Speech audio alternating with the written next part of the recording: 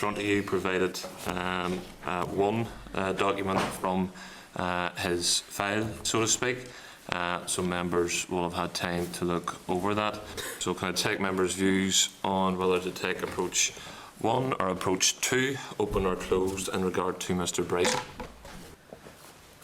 Well, Mr. Chairman, I mean, we've got a document. I don't actually understand fully what it is, but it's basically 2 pages, A4, with next to nothing on them. With 2 names. I mean, I'm just wondering, is this the extent to what Mr. Bryson is claiming to be the documents he has? Could these have been obtained just by going down to the law courts and getting photocopies of them? What do these prove? Maybe the clerk have a bit more information as to what these are? Which I have no further information to add. What Leslie?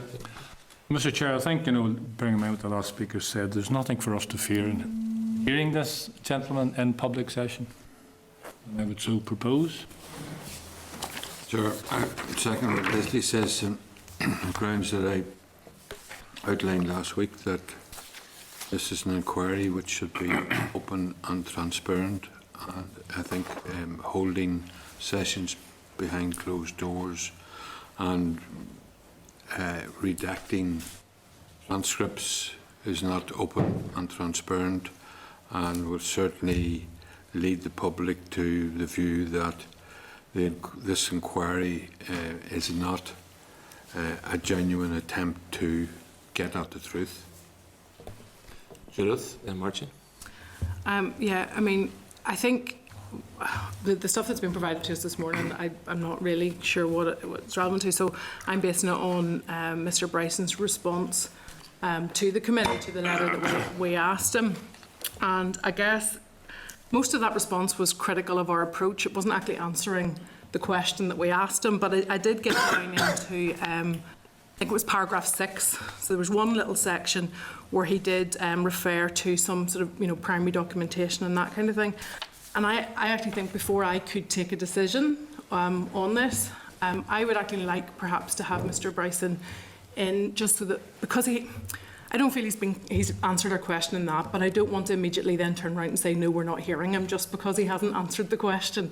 I would like to give him that opportunity in the interest of transparency to just ask him which of the 4 objectives he feels he really has the direct information related to, because what he's put there, to me, doesn't necessarily meet it, but it may be that he has it, he just hasn't actually clearly put it in the letter. So rather than say, no, we're not going to hear from him, I would like to give him that opportunity. It's not to take his evidence at this stage, it's just to bring him forward and check that he's read the objectives, that he understands them, that he knows that what he has to answer us is about facts, because that's what we're interested in. And which of the objectives he feels he's going to be able to assist us with. I think that would be a balanced approach. Okay, Martin? Well, I think that's a middle route, and if it gets us a chance to tease out Mr. Bryson, I think that would be a good thing. Chair, you have an owner's responsibility to make sure that Mr. Bryson sticks to the criteria.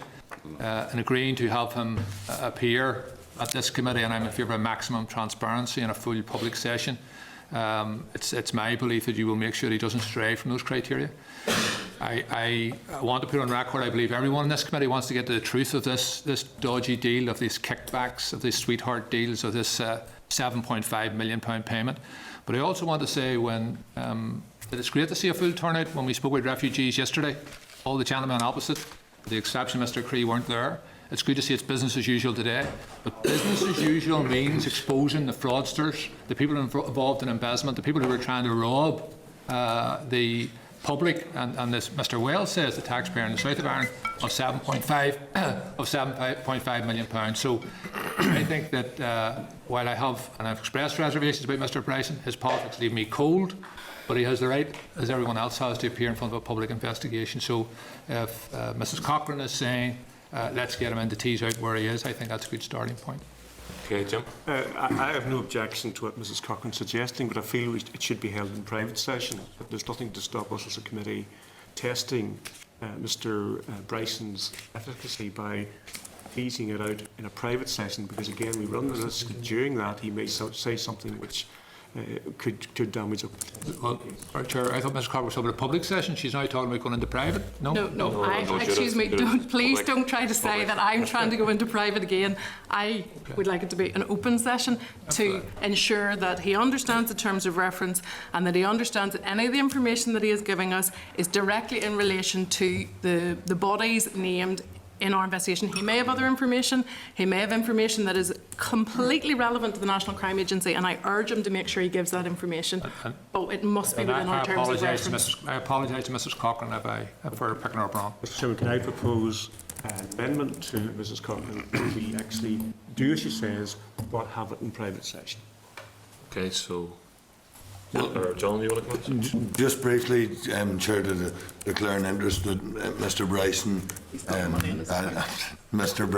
had sent me a private message, just in case that comes up, or I'm happy to share it with committee if you feel that's relevant. I was just making the case for appearing at the committee. I think it would be useful to tease out the linkages. I would probably support Mr. Wells' point that I would do that initially in private session. Happy with what. So the proposal from Judith is to what exactly? Favourite proposal? Mine was first that we hear. Chair, we've got now what looks like a second and an amendment to the second, so you're proposing that we hear from Mr. Bryson? yes, I'll be treating it without any prior meeting. Approach one. Approach one. Approach two is that we. Just before I take a decision on that, I would require some further clarification. Otherwise, I would have to abstain, and I'm not sure whether by abstaining on that you would actually get an answer one way or the other. So if you want to take a vote on that and end up that we're no further on, my proposal is to allow me to try and take a position one way or the other on Mr. Cree's proposal. I support that. I would prefer to hear if there's any linkages before. And obviously, if Leslie wants to push it to vote, I would probably have to vote against at this stage. Chair, just to be clear, that I'm clear that Judith Cochran's proposal is not to commence the oral evidence session, but to seek clarification from the witness before commencing the oral evidence session. The committee took a position last week that we would establish a direct link between the terms of reference and the information, the facts that are going to be put in front of us. I don't feel that Mr. Bryson has done that in his letter, but it may just be because he hasn't quite answered the question right. It may be that he can actually demonstrate it. If I take it at face value what he's put in front of me at the minute, I would have to vote to say no, but I'm giving him the benefit of the doubt and asking the chair, could we ask a couple more questions just on that so that he demonstrates that link? That's all I'm asking, so that we meet the committee's approach that we decided on last week. Well, thank you, Mrs. Cochran, for that clarification. Mr. Chairman, we'll be relying upon you to make absolutely certain that Mr. Bryson does not stray from those basic points into giving evidence. That he's only here initially to demonstrate his linkage to the actual matters before us. You'll appreciate as well, this is going to be difficult if you're wanting answers from Mr. Bryson without giving you too many answers in regard to as there is. So it is going to be difficult to try and control this, but I'll do that to the best of my ability. Ridiculous comes to mind, Chair. There you are.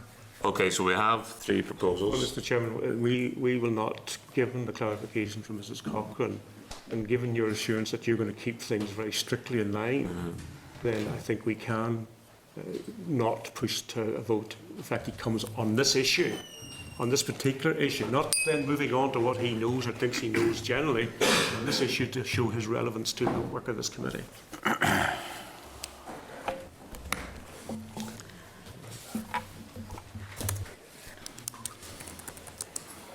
I think you decide my proposition first, because it was made first and duly seconded.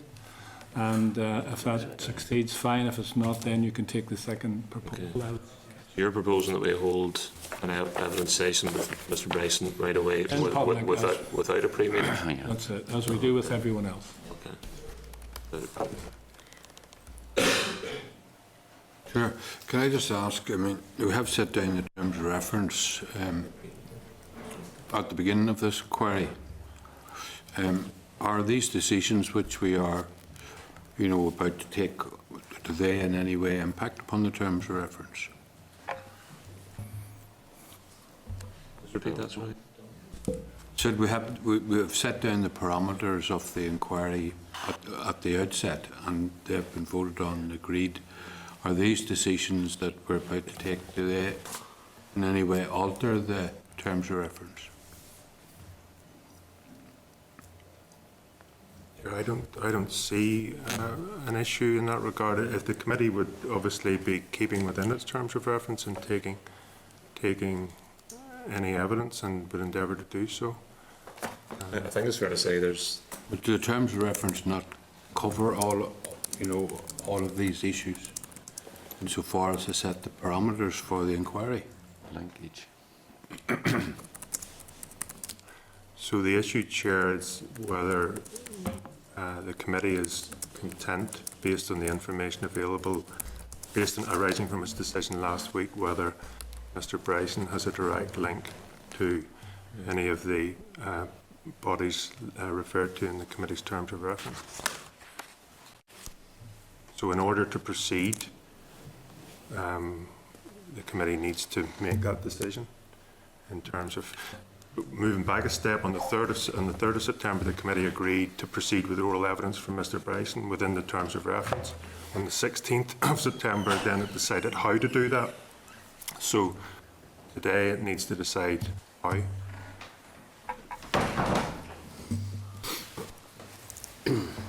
Okay, members, content to go to the vote. All Leslie's. First proposal from Leslie Cree. All those in favour?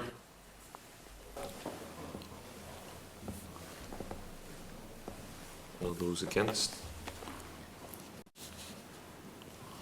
Falls. Draw. Sorry, Chair, it's 5-5, so it falls, yeah. Yeah. There's no recorded abstention.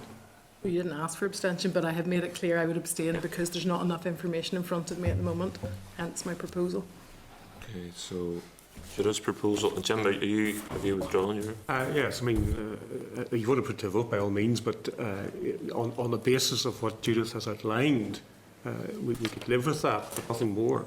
Okay, members content to proceed on that basis then? Agreed? Okay.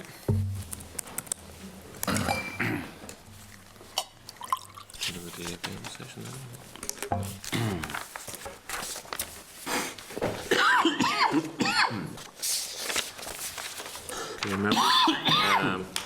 Now we'll move into the briefing from the Deputy First Minister.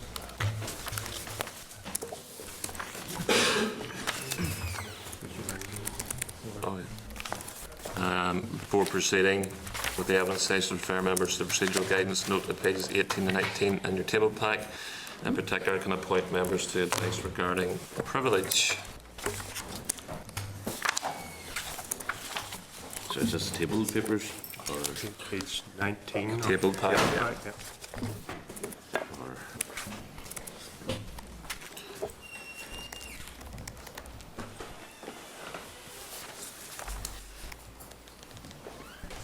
Morning. Morning. Morning all. Morning. Good to see you.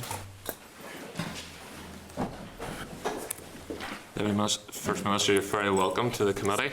Thank you. Thank you for taking time out of your busy schedule. I'm sure you have a lot of other things to be doing today down the road. Martin, we're just going to go straight into questions if you're content.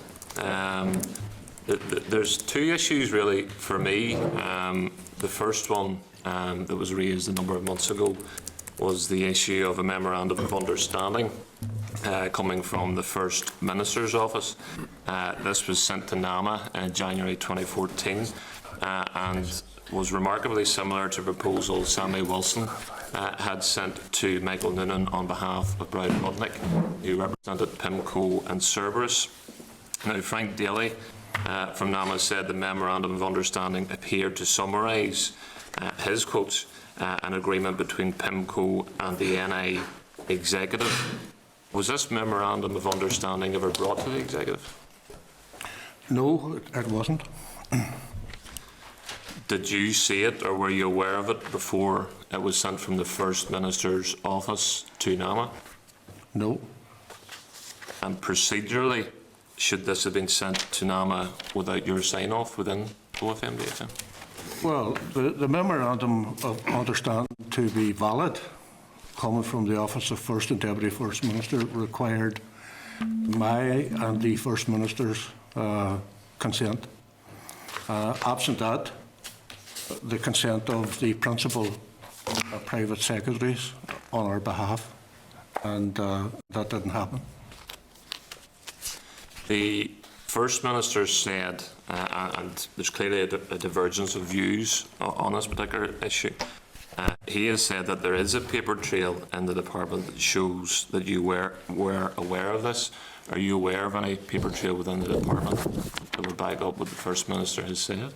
Well, after that was said, I asked my officials to do a very thorough check, and no such paper trail exists. The second issue of concern to myself is a record of 2 conference calls in December 2013 and January 2014 between Simon Hamilton, who was then the Finance Minister, and Frank Daly from NAMA. Now, these were disclosed by NAMA to the committee. The Department of Finance and Personnel did not disclose any details of these conference calls and have yet send us any information pertaining to this, which is of great concern to this committee. And it's my view, going on the minutes and the papers that were disclosed in late 2013, that Minister Hamilton was lobbying NAMA and lobbying Michael Noonan for a closed sale in regard to the Project Eagle portfolio. Now, the December conference call was specifically, and it says this in the note, about an unsolicited bid, about the unsolicited bid from PIMCO, in order that the Finance Minister could brief the First Minister and yourself. Were you aware of that conference call at that time prior to it? No, I wasn't aware, and obviously since this has come into the public domain, and terms like the Deputy First Minister was fully briefed and fully engaged in the PIMCO bill, or bid, that is totally and absolutely misleading. And the reason it is misleading is because and we've all learned this since the controversy has arisen. In June 2013, the former Finance Minister, Sammy Wilson, wrote to Michael Noonan, re-investor interest in the portfolio, and Michael Noonan passed that letter to NAMA. I wasn't aware of that. On the 27th of September 2013, there was a meeting between the First Minister, Minister of Finance and Personnel, Simon Hamilton, and Michael Noonan at Stormont. I wasn't aware of that. On the 25th of March 2014, there was a meeting between the First Minister, Finance Minister Simon Hamilton, Ian Coulter, and Cerebus Chair Dan Quayle, and a delegation at Stormont Castle. I wasn't aware of that. On the 3rd of April 2014, Simon Hamilton asked NAMA to call the First Minister, to let him know that the sale had been agreed. The DUP party issued a press statement on the First Minister's name, welcoming the sale. So there was no statement from the Office of First and Deputy First Minister welcoming the sale, and NAMA didn't call me. So for anybody to suggest that I was fully briefed and fully engaged in any of this is totally and absolutely wrong. But just to clarify again, given how OFM is supposed to function in your view, and given that the First Minister, it appears, was operating in his capacity as First Minister, you should have been kept fully up to speed with all of these meetings and engagements where Mr Robinson was acting as First Minister. Well, it raises very serious questions in relation to what capacity the First Minister was acting, because if I wasn't aware of these engagements taking place, then it clearly suggests that the First Minister was in concert with the Minister of Finance and Personnel, who was from the DUP party, was involved in an enterprise which also involved Michael Noonan, without my knowledge in terms of the meetings that were taking place. Now, that raises questions about how Michael Noonan, the Minister of Finance in the South, was handling this situation. The only conversation that I had with Michael Noonan was on the 14th of January 2014, when the First Minister and I were involved in a conference call with Michael Noonan.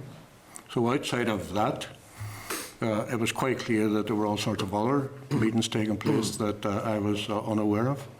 And I say that in the context of the issues that have been raised now in the course of this conversation. And I say that without even entering onto the ground of the allegations that have come from a TD in the South in relation to other allegations that he's making, of which I have no knowledge. Okay, Deputy Chair. Thanks very much. Morning, Deputy First Minister. Morning, Dominic. Welcome to the committee. Can I just go back to the two Northern Ireland, the two people who were appointed to the Northern Ireland Committee of NAMA, Mr Cushnahan and Mr Roundtree. Mr Roundtree. Were you given the opportunity to express your views on those appointments? There was no OFM, DFM involvement in the individuals appointed. That was an appointment made by the Department of Finance and Personnel. Naturally, we were aware of the intention to appoint Northern advisors, but in terms of OFM, DFM having a role in it, we had no role.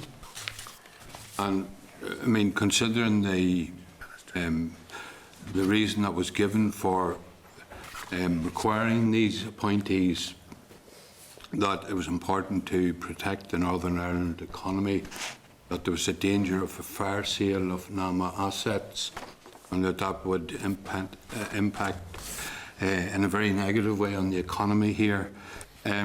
Would the issue not have been of sufficient importance to be raised at an executive meeting? Well, I think at the time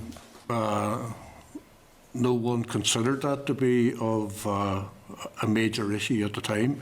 Absolutely agree with you in relation to the concerns that we as an executive had in relation to the prospect that there could be a fire sale. Now remember, the appointment of these two people predates the controversy that we're presently embroiled in relation to all of this. And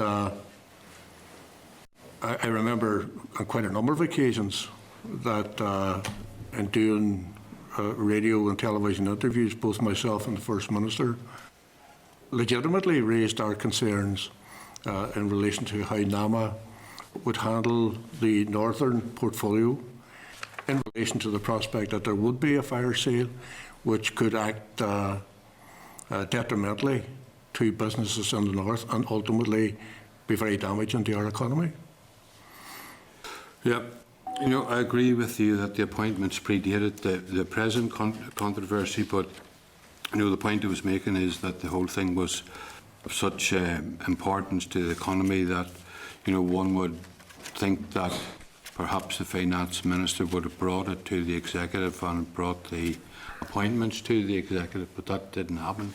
So, Well, that didn't happen, and to be fair, I don't think at that time that it was necessary, because even at meetings of the North-South Ministerial Council, which were attended by most of the ministers on the Executive, the First Minister and I, on a consistent basis, raised our concerns around fire sale, and Michael Noonan responded at those meetings to our concerns. So there was nobody on the Executive in any way discomforted by the fact that it wasn't endorsed by the Executive, given that the responsibility for making the appointments rested with the Department of Finance and Personnel, and there was no objection raised at the time by anybody. okay. But you're saying that there wasn't the opportunity to raise any objections because it didn't come to the Executive? No, it didn't come to the Executive, but I'm sure that if people wanted to raise it as an issue of concern, they would have raised it under any other business at the Executive, and nobody did. Okay. So, and what you've said to the Chair there, there's obviously a conflict of information about the paper trail you mentioned earlier on. You say it doesn't exist, that there isn't the paper trail within your department to support what the First Minister said, that you were aware of certain issues. Well, the office is a joint office, and my officials, who are very diligent in the work that they do, were very thorough in relation to responding to what was said in that regard, and they have informed me that there is no paper trail. If there is something else out there that I'm not aware of, then we await to hear about it. But is this not a very serious situation where the First Minister is claiming that you were aware of these issues and is claiming that there is a paper trail there to support his assertions, and you're saying that the paper trail doesn't actually exist and that you have made efforts to track down the paper, and your officials have diligently searched and found nothing. I mean, one would have to come to the conclusion that the First Minister is telling lies about this issue. Well, I'm not accusing the First Minister of telling lies. What I'm saying very clearly is that the Office of First and Deputy First Minister is supposed to be a joint office. Officials in my department were tasked to establish whether or not there was a paper trail after this was said. And they have told me as a result of their searches that there is no paper trail. If people have evidence of a paper trail, then like everybody else, I would be interested to see it. But if the paper trail doesn't exist, what other conclusion can one come to about the First Minister's assertion? Well, I think you have to come to your own conclusions. I am here outlining my response to what has come into the public domain in the course of recent times, which has been specifically around the telephone conversations between the former Finance Minister Simon Hamilton and representatives of NAMA, which suggested that I was fully briefed and fully engaged in the, I presume, the PIMCO and ultimately the Cerebus deal. And I have outlined, for the benefit of this committee, and I can repeat it, that I do think it is of huge significance that in June 2013, the former Finance Minister, Sammy Wilson, wrote to the Finance Minister in the South and I was never made aware of that. That a meeting took place in Stormont between the Finance Minister from the South and Simon Hamilton, our Finance Minister, and the First Minister, which I wasn't aware of. I had not been informed or involved in that meeting. And again on the 25th of March 2014, it has since emerged that the First Minister, the former Finance Minister, Simon Hamilton, and Ian Coulter met Cerebus Chair Dan Quayle and a delegation at Stormont Castle.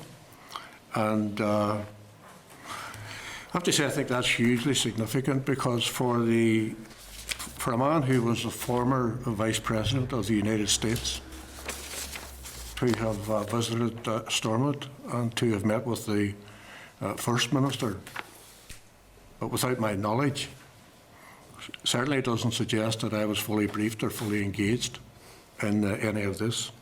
And then, of course, on the 3rd of April, not long after that, the former Finance Minister asked NAMA to call the First Minister, not the Deputy First Minister and the First Minister, to call the First Minister to let him know of the sale. And then the DUP party went on to issue a press statement in the First Minister's name welcoming the sale. So I think that makes it clear. Well, what was any suggestion that I was fully engaged or fully briefed is what totally wrong. What was your feeling or your reaction when you heard that announcement? I was gobsmacked. I was gobsmacked when I learned in the aftermath of the contributions that came in the Dáil and the information that then flowed from all of that from different sources, that a former Vice President of the United States in March 2014 was in Stormont, meeting with the Finance Minister and the First Minister and others, without my knowledge. Well, it would seem then that, well, maybe to say that you had the wool pulled over your eyes would be too strong, but you certainly were, according to your evidence, kept in the dark about these issues. Would that be a fair assessment? Well, I had no knowledge of these meetings, so if I wasn't being told that these meetings were taking place, I was certainly kept in the dark. And what are the implications of that for the relationship between yourself and the First Minister? Well, I mean, it does raise very serious questions about the approach to the running of the office of First and Deputy First Minister. And one of the difficulties that we have in the issue of running the office of the First and Deputy First Minister is that it is possible for a department under the stewardship of the DUP to deal with an issue and for the First Minister to be present there. But it's very important to state that when he is there, without my knowledge, that he's not there as First Minister of these institutions. He's there as leader of the DUP. And this hasn't been the first occasion when this happened. I'm sure people are aware that there were other situations. But I certainly think that there is a blurred line there in relation to who people think they're representing when they attend meetings of. I mean, for example, if one of the ministers under my stewardship in the executive was involved in an issue and I was called into it, I would consider myself to be there on the basis of being the leading Sinn Féin representative in the institutions, and would only consider myself to be there as First Minister as long as as Deputy First Minister, as long as the First Minister and his side of the department were aware of it and consented to it. Do you intend to take any action you know, in light of the fact that you were kept in the dark?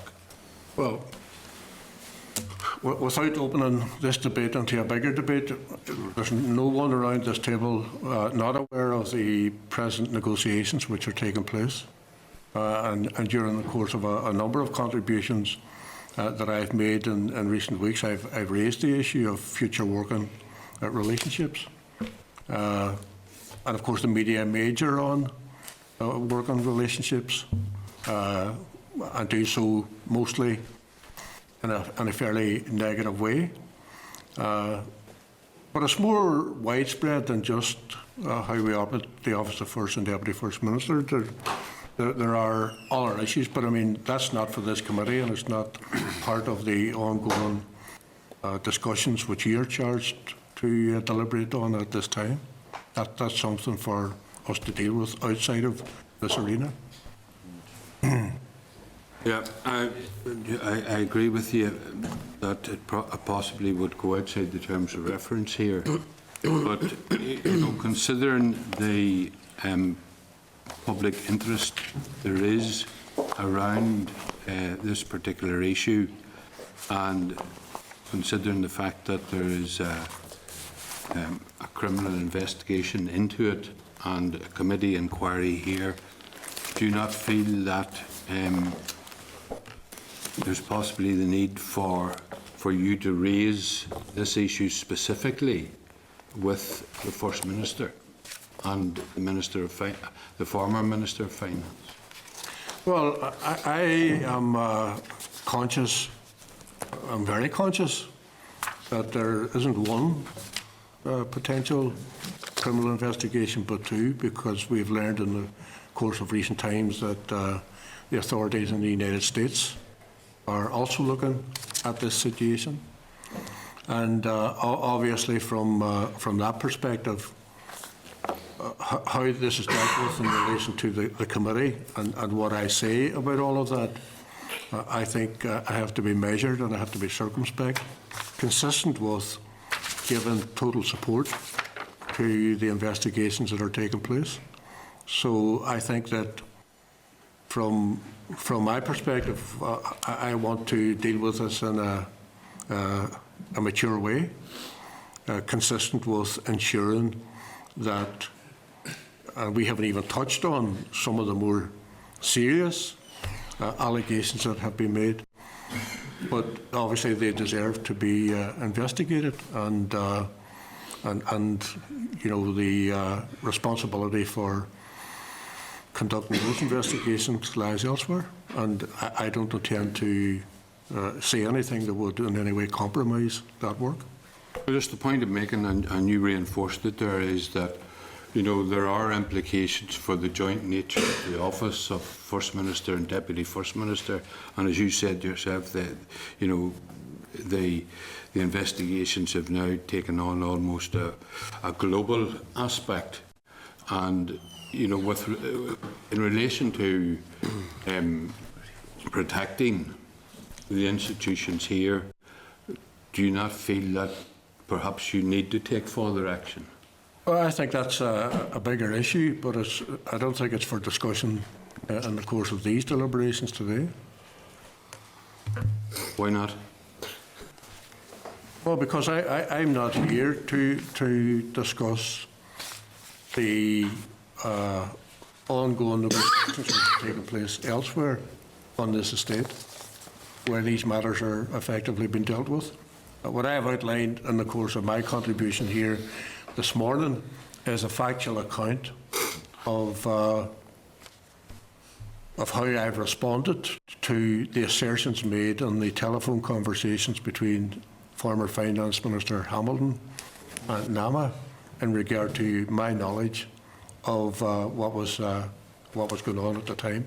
My knowledge of what was going on at the time was very scant indeed. I mean, the first I heard of this was whenever the First Minister told me that Michael Noonan had been in touch.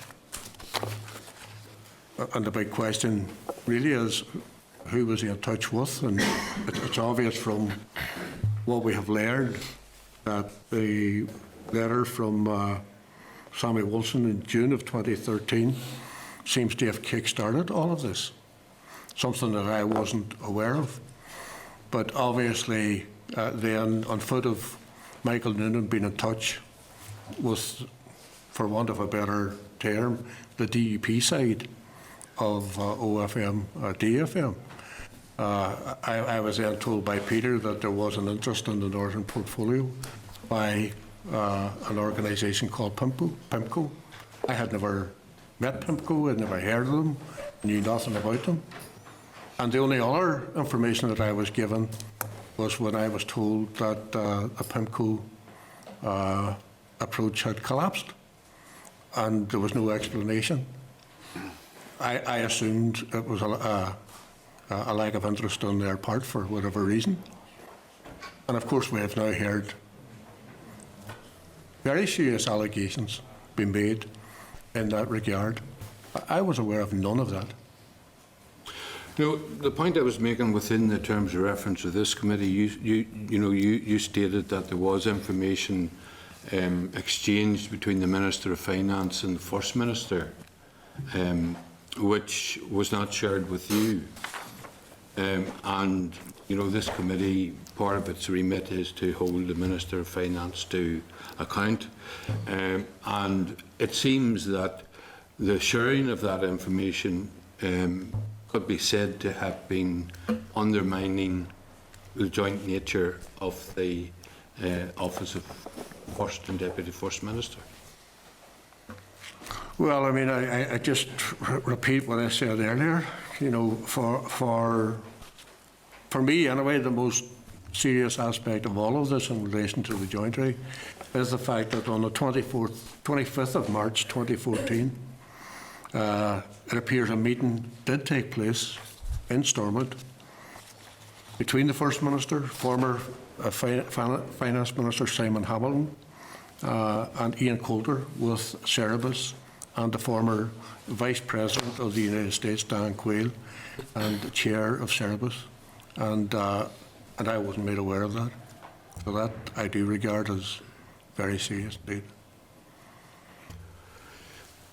The only time I met Dan Quayle was 6 months after the sale was agreed between NAMA and Cerebus.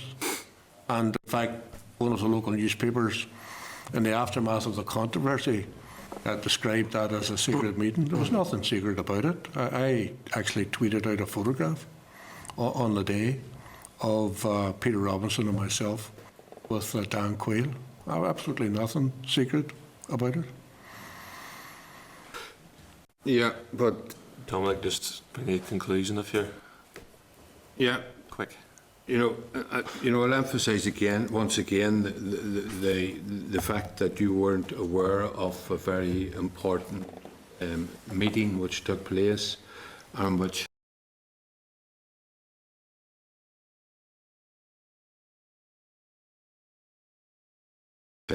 that your position is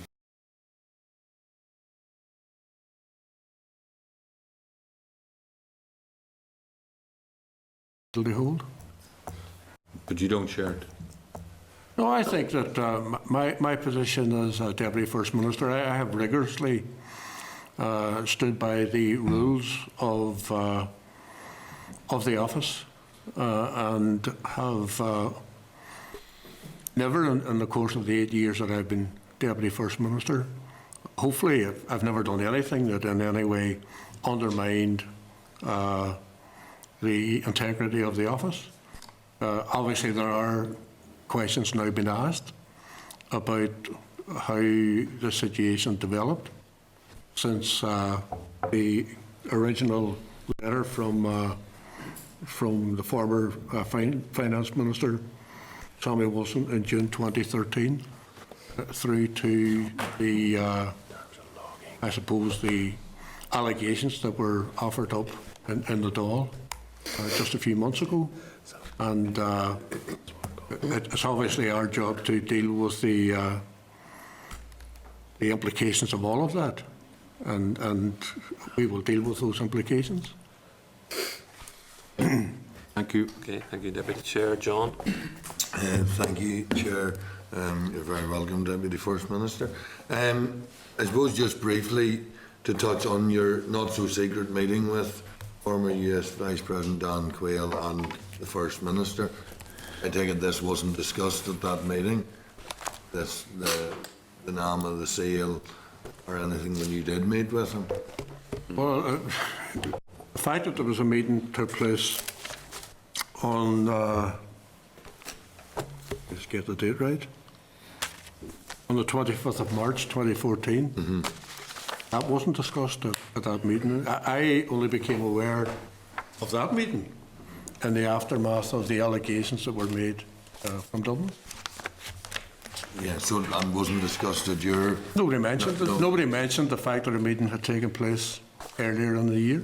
Or the whole NAMA sale, or It was basically the meeting on in September was basically a courtesy visit, 6 months after the sale had been completed. And remember, the issue of the sale of the Northern portfolio was absolutely and totally under the control of the Irish government and NAMA and the people who bought the portfolio.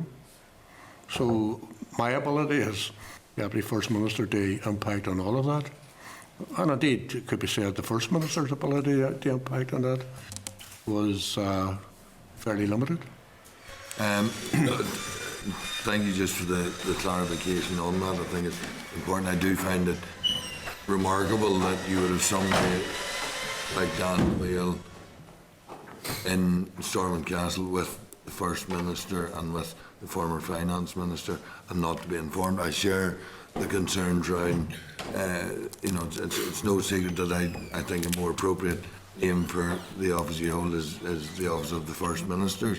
And it should and it's meant to function co-equal, co-joined, whatever. And I do think it damages the office when things like this happen. Bear in mind, you've been Deputy First Minister right from the 8th of May 2007. So right through, you mentioned various contacts with, say, Minister Noonan. Obviously, before Michael Noonan became Finance Minister, a different administration, the late Brian Linehan was Minister of Finance for a period of time. Some of these early appointments or suggestions to the Northern Ireland NAMA Advisory Board were made during that time. There was also a senior civil servant was suggested by DFP at that time. Would that not have, Richard Bengelly, would that not have merited discussion with you because of the nature of even nominating? I know my understanding from earlier was that it was the Finance Department in Dublin said no, it wasn't appropriate for him, but because they were nominating a senior civil servant from Northern Ireland, would that not have automatically merited it being discussed by at the very least the First and Deputy First Ministers with the then Finance Minister? I remember this was something like 5 years ago. This controversy has only arisen in the course of recent months. So there was never any question marks over people having objections to the appointment of Frank Cushnahan or Brian Rowntree as advisors. In fact, I think generally at the time we would have thought that was a good thing in relation to the concerns that we have or had at the time around the prospect that NAMA would be involved in a fire sale that would be detrimental to businesses in the north and to our economy. Well, and entirely, Chair, take the point about the fire sale. There was some suggestion in earlier evidence about who nominated Brian Rowntree. Was it another minister within the executive, or was it the Finance Minister? Have you any knowledge on who? Well, I worked on the basis that the nominations for the two people came from the Finance Minister. And not from any other minister within the... Well, I mean, I haven't got an exact recollection of that. But I think that the responsible department nominating the two individuals was the Department of Finance and Personnel. If other people made suggestions, and sometimes that does happen, it's not relevant. What is relevant is who was appointed at the time, and I think it's fair to say that those appointments were not controversial. Thank you, Chair. Thank you. Ella? Thank you, Chair. You're very welcome, Deputy First Minister. I suppose my questions following on from the Deputy Chair. In your opinion, why do you believe you were kept out of the loop in relation to the matters? And do you believe this to be deliberate or otherwise? And if so, to whose benefit?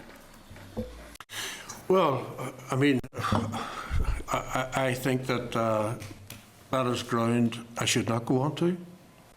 I think the purpose of me coming here today was to deal specifically with what was put into the public domain in relation to myself in the course of recent times.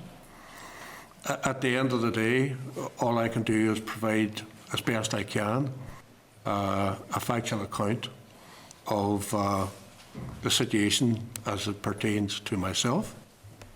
And I think at the end of the day, other people can draw their own conclusions from it. And when I say that, I'm not casting any aspersions on anybody at all. What I have outlined as honestly as I can is my repudiation of the suggestion that I was briefed or fully engaged in these encounters. Nothing could be further from the truth. How people read that, I think I leave to the court of public opinion, and also to the opinion of my colleagues here at this investigation. Deputy First Minister, also since the First Minister muted that you were kept briefed of the matters, have you, if you're at liberty to say, have you engaged with the First Minister since he muted that?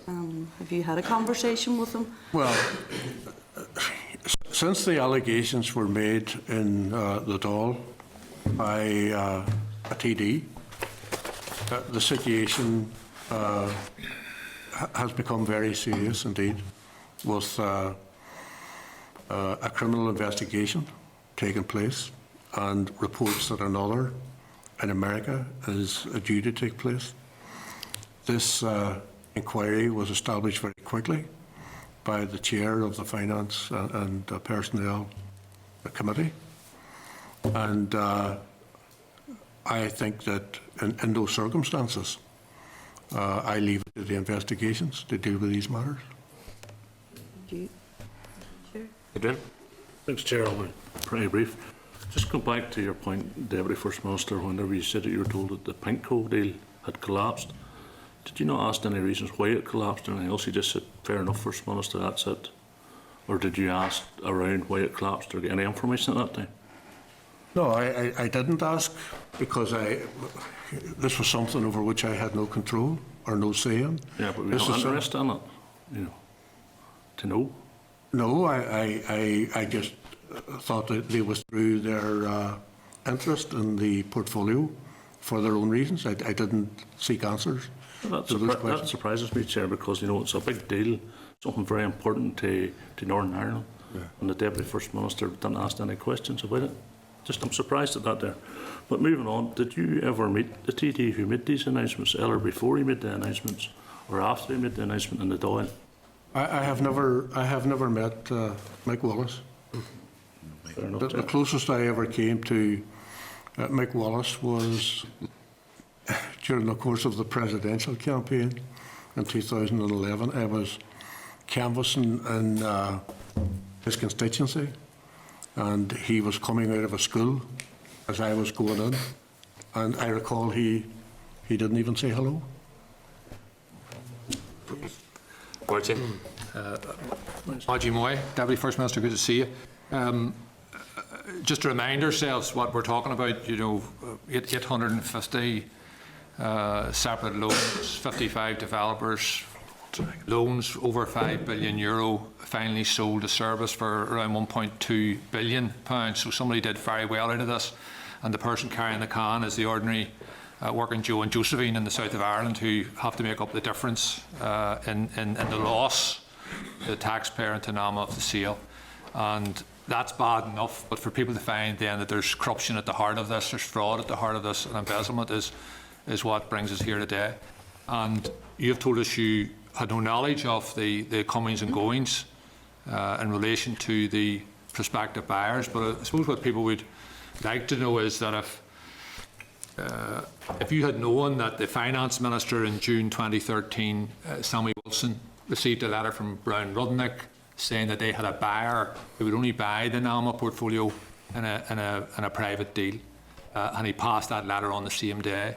If you had known that the Finance Minister here was facilitating a closed bid for the NAMA portfolio, would you have set the alarm bells ringing?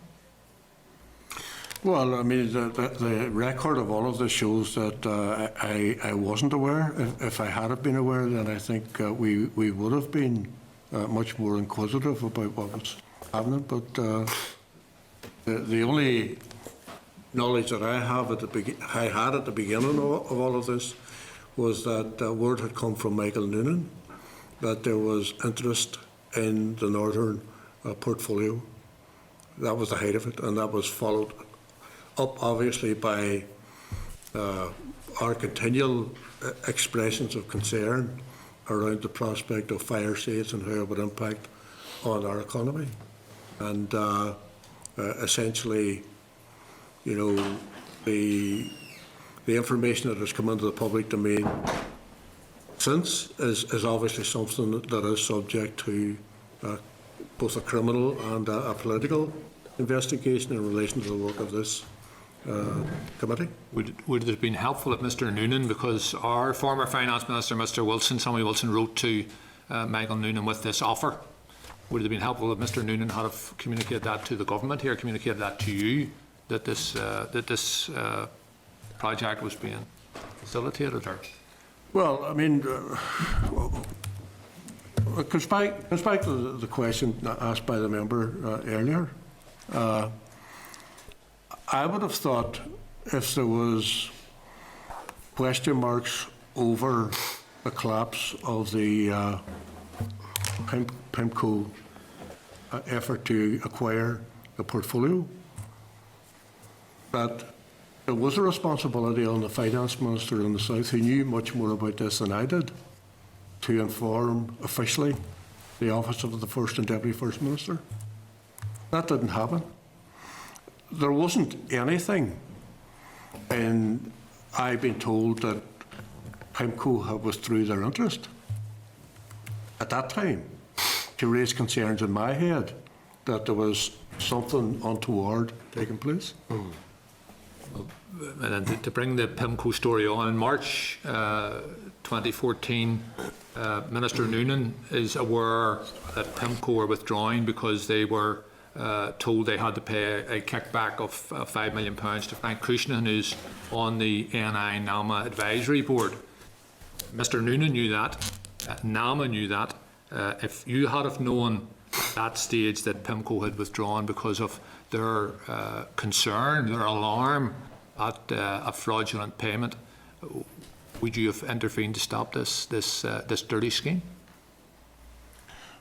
Well, if we had have known what has been alleged now, and that is also important to say, subject to investigation, and I don't think that I can preempt the outcome of that investigation and the very serious allegations that are being made.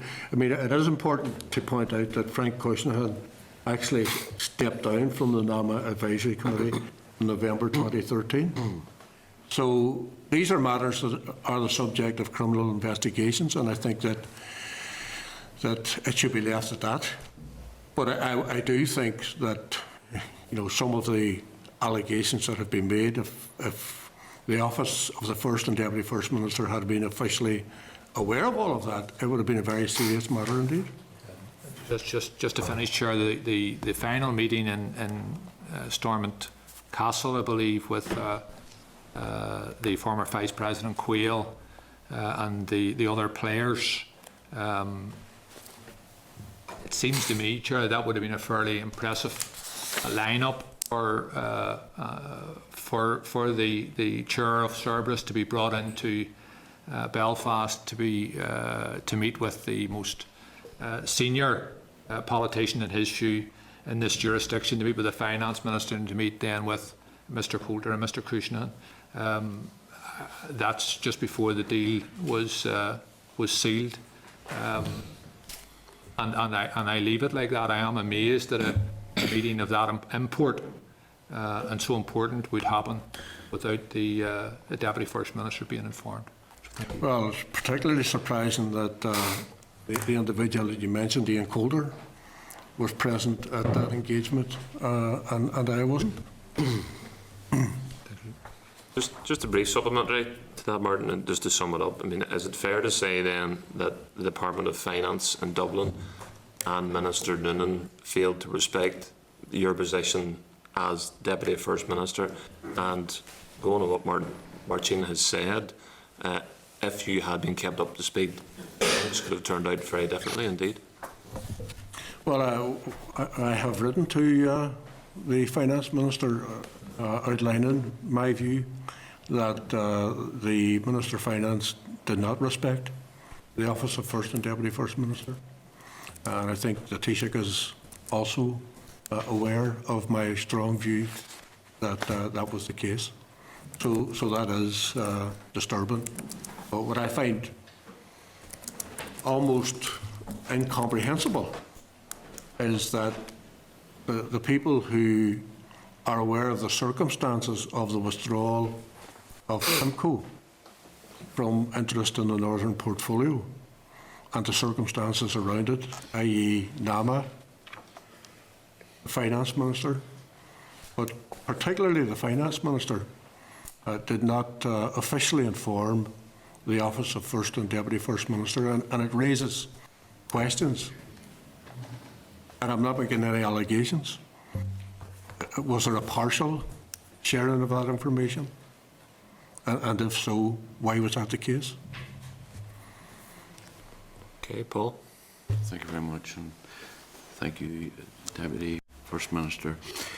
I want to really go back to the point where there seems to be some indication of that you were being kept out of the loop, and whether that is perceived or reality is a point, and it's to see whether the recollection of the timeline of things have who would be the person that would have been communicated from in your department from the First Minister's office. Would Dara O'Hagan be the person who would receive communication on that, to that effect, or would it be directly to yourself? Oh, well, I mean, our advisors meet regularly with First Minister's advisors, the Principal Private Secretary, and different officials within the Office of First and Deputy First Minister have regular contact, work in very close proximity. But, I mean, I come back to the meeting of the 25th of March, which was attended by the First Minister, Simon Hamilton and Ian Coulter in Stormont.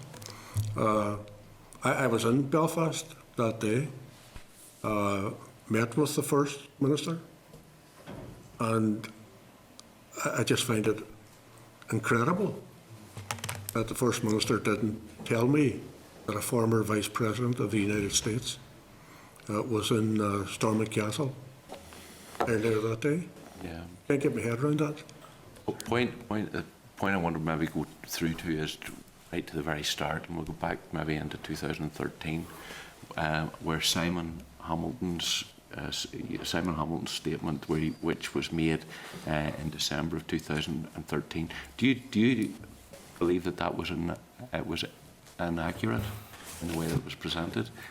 In that he believed the First Minister and Deputy First Minister were aware of the PIMCO transactions and negotiations at that stage. Was he misleading, or were he believing or giving out factual information? Well, I was aware because the First Minister told me that an organisation called PIMCO were interested and were seriously considering purchasing the Northern portfolio. But that was the height of it, and I was told that because that information was given to me by the First Minister on foot of information that he had from Michael Noonan, the Finance Minister in the South. Now, in all probability, and I'm not certain about this, that information came from Michael Noonan via the Department of Finance and Personnel to the First Minister, or directly from Michael Noonan to the First Minister.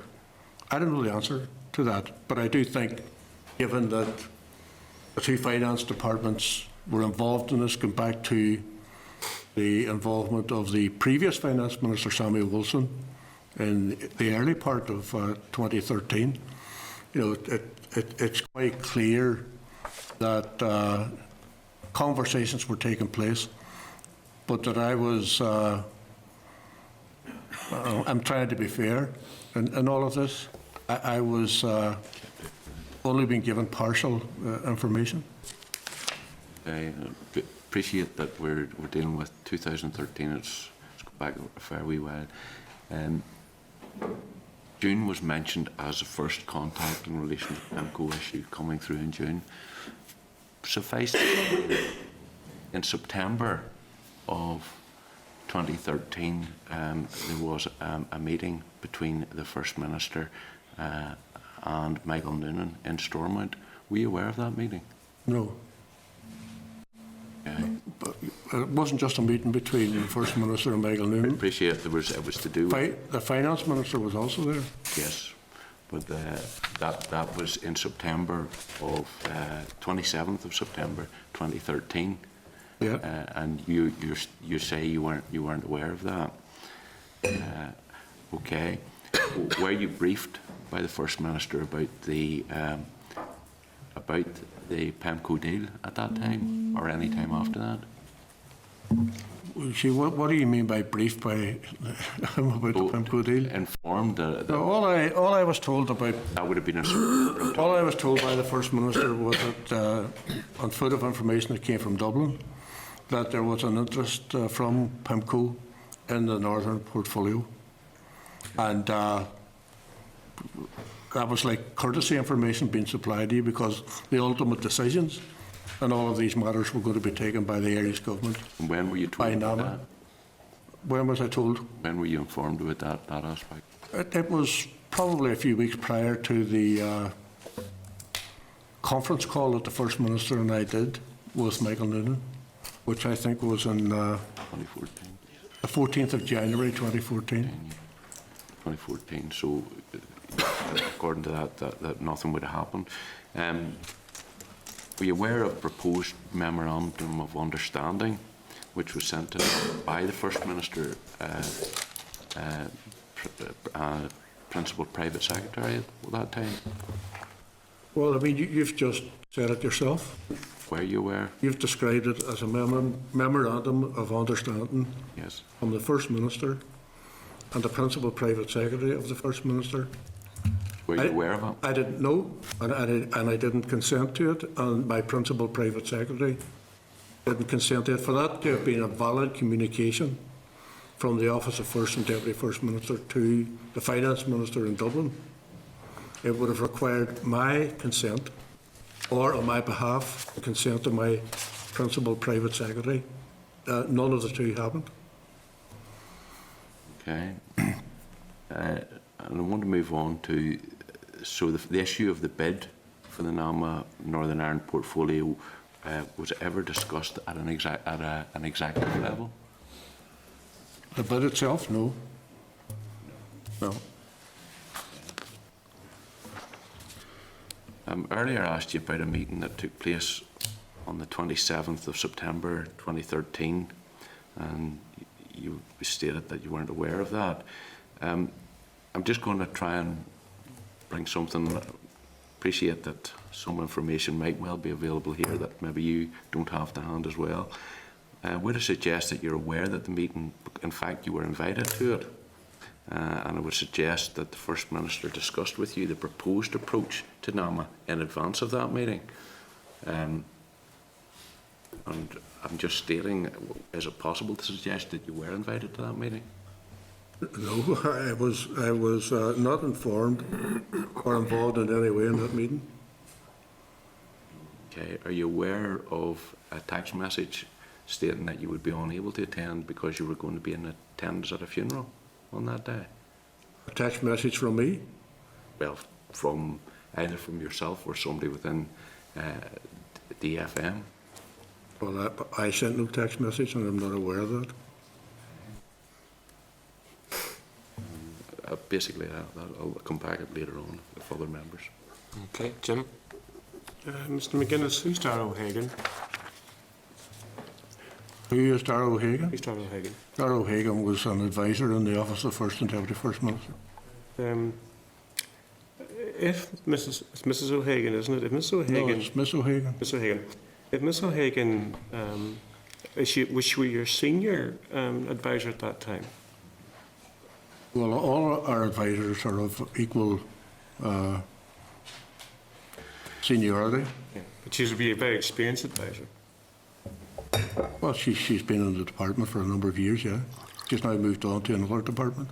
Now, if Ms O'Hagan received a document, an important document, in her role as a SPAD, would it be normal for her to pass that to you? Would that be the normal protocol? Only if it was for my attention. If it was thought on her judgment, something that I needed to pursue. Is this the same Ms O'Hagan, the former MLA? Yeah. Right. I think you're well aware of that. Yeah. Just want to establish, not the whole community, isn't Mr McGuinness? Just I want to establish the fact this is a former MLA we're dealing with. So someone with a considerable legal nonce and understanding. Now, I have here before me a email from David McCready of OFM DFM to Darrell Hagan, dated the 19th of December 2013. Are you aware of that memo? No. Right. Well, that email states NAMA document as discussed, and that's in reference to the Memorandum of Understanding dated December 2013 from Bravo Strategies, which of course we know what Bravo Strategies are. With the Memorandum of Understanding, I have it in my hand here, the document. That was attached to that email to Darrell O'Hagan. Are you telling me that Darrell O'Hagan did not make you aware of the existence of that Memorandum of Understanding? If Darrell O'Hagan, and I don't know the veracity of what you're saying, but if we work on the basis that what you're saying is the case, if Darrell O'Hagan made a judgment in her mind as a senior advisor within the Office of First and Deputy First Minister that I should not be involved in that, but an issue that it would not come to me. But an issue that expressed concern about, an issue that she knew was, I mean, we're talking about a £1.25 billion transaction here, £5 billion of worth of assets, the largest property holder in Europe, and a company that holds a high percentage of all the property in Northern Ireland. You're saying that Darrell O'Hagan, a former MLA and a senior advisor, decided that it's not for your attention? Yeah, if she thought she was sufficiently concerned that this was something that I, as Deputy First Minister, should not be associated with, perfectly legitimate for her to do that. Advisors do that all the time. Of course. As yourself as a former Health Minister would know. I can assure you that any of the SPADs in the Health Department had failed to provide me details of a document involving £5 billion, heads would have rolled. We're talking £5 billion of assets in Northern Ireland, and you're saying that that was never passed to you and you've no knowledge of it. I have absolutely no knowledge of it. All of what I've learned since that it was sent from one side of OFM DFM to Dublin without the consent of myself and my principal private secretary. And look at it another way. You would think that if people thought that that was something that we would have signed up for, that they would have come to me at a very senior level, i.e. the First Minister would have come to me and said, there's a memorandum of understanding which I want to send to Dublin, I want you to agree with. Never happened. I put it to you, Deputy First Minister, in fact, that document was discussed with you before it was sent to Ms O'Hagan. Not true. Right. Okay. Are you aware, first of all, can you tell me, do you know who Mr Declan Reid is? Who? Mr Declan Reid. No. Are you aware who Mary Lou MacDonald is? I am, yeah. Could you maybe for the record tell me who Mary Lou MacDonald is? Not everybody in Northern Ireland may know who this lady is.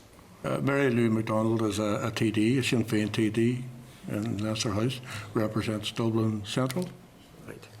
So, are you aware that there was a conference call held on the 14th of January 2014 with Mr Peter Robinson and Michael Noonan? Yeah, I've already explained that. And you're aware that the Memorandum of Understanding was discussed at that call, and it was agreed that a draft would be forwarded to NAMA? No. You don't recall that at all? No. Yet the evidence from Declan Reid, and this Declan Reid, of course, I asked you earlier, you don't know who Mr Declan Reid is from the Irish Department of Finance. That's the Irish Public's Department of Finance. Gave evidence to the PAC, that's the Irish Irish Public Accounts Committee, as opposed to the Northern Ireland Public Accounts Committee. This letter confirms that the origins of the letter in relation to the MOU was sent to the First Minister's principal private secretary. Is that wrong? Say that again. That Declan Reid, who we established, is the works for the Irish Department of Finance. He gave evidence to the Public Accounts Committee in the Republic on the 9th of July this year, that's 2015, which confirms the origins of a letter in relation to the MOU that was sent by the First Minister's principal private secretary. Are you aware of that?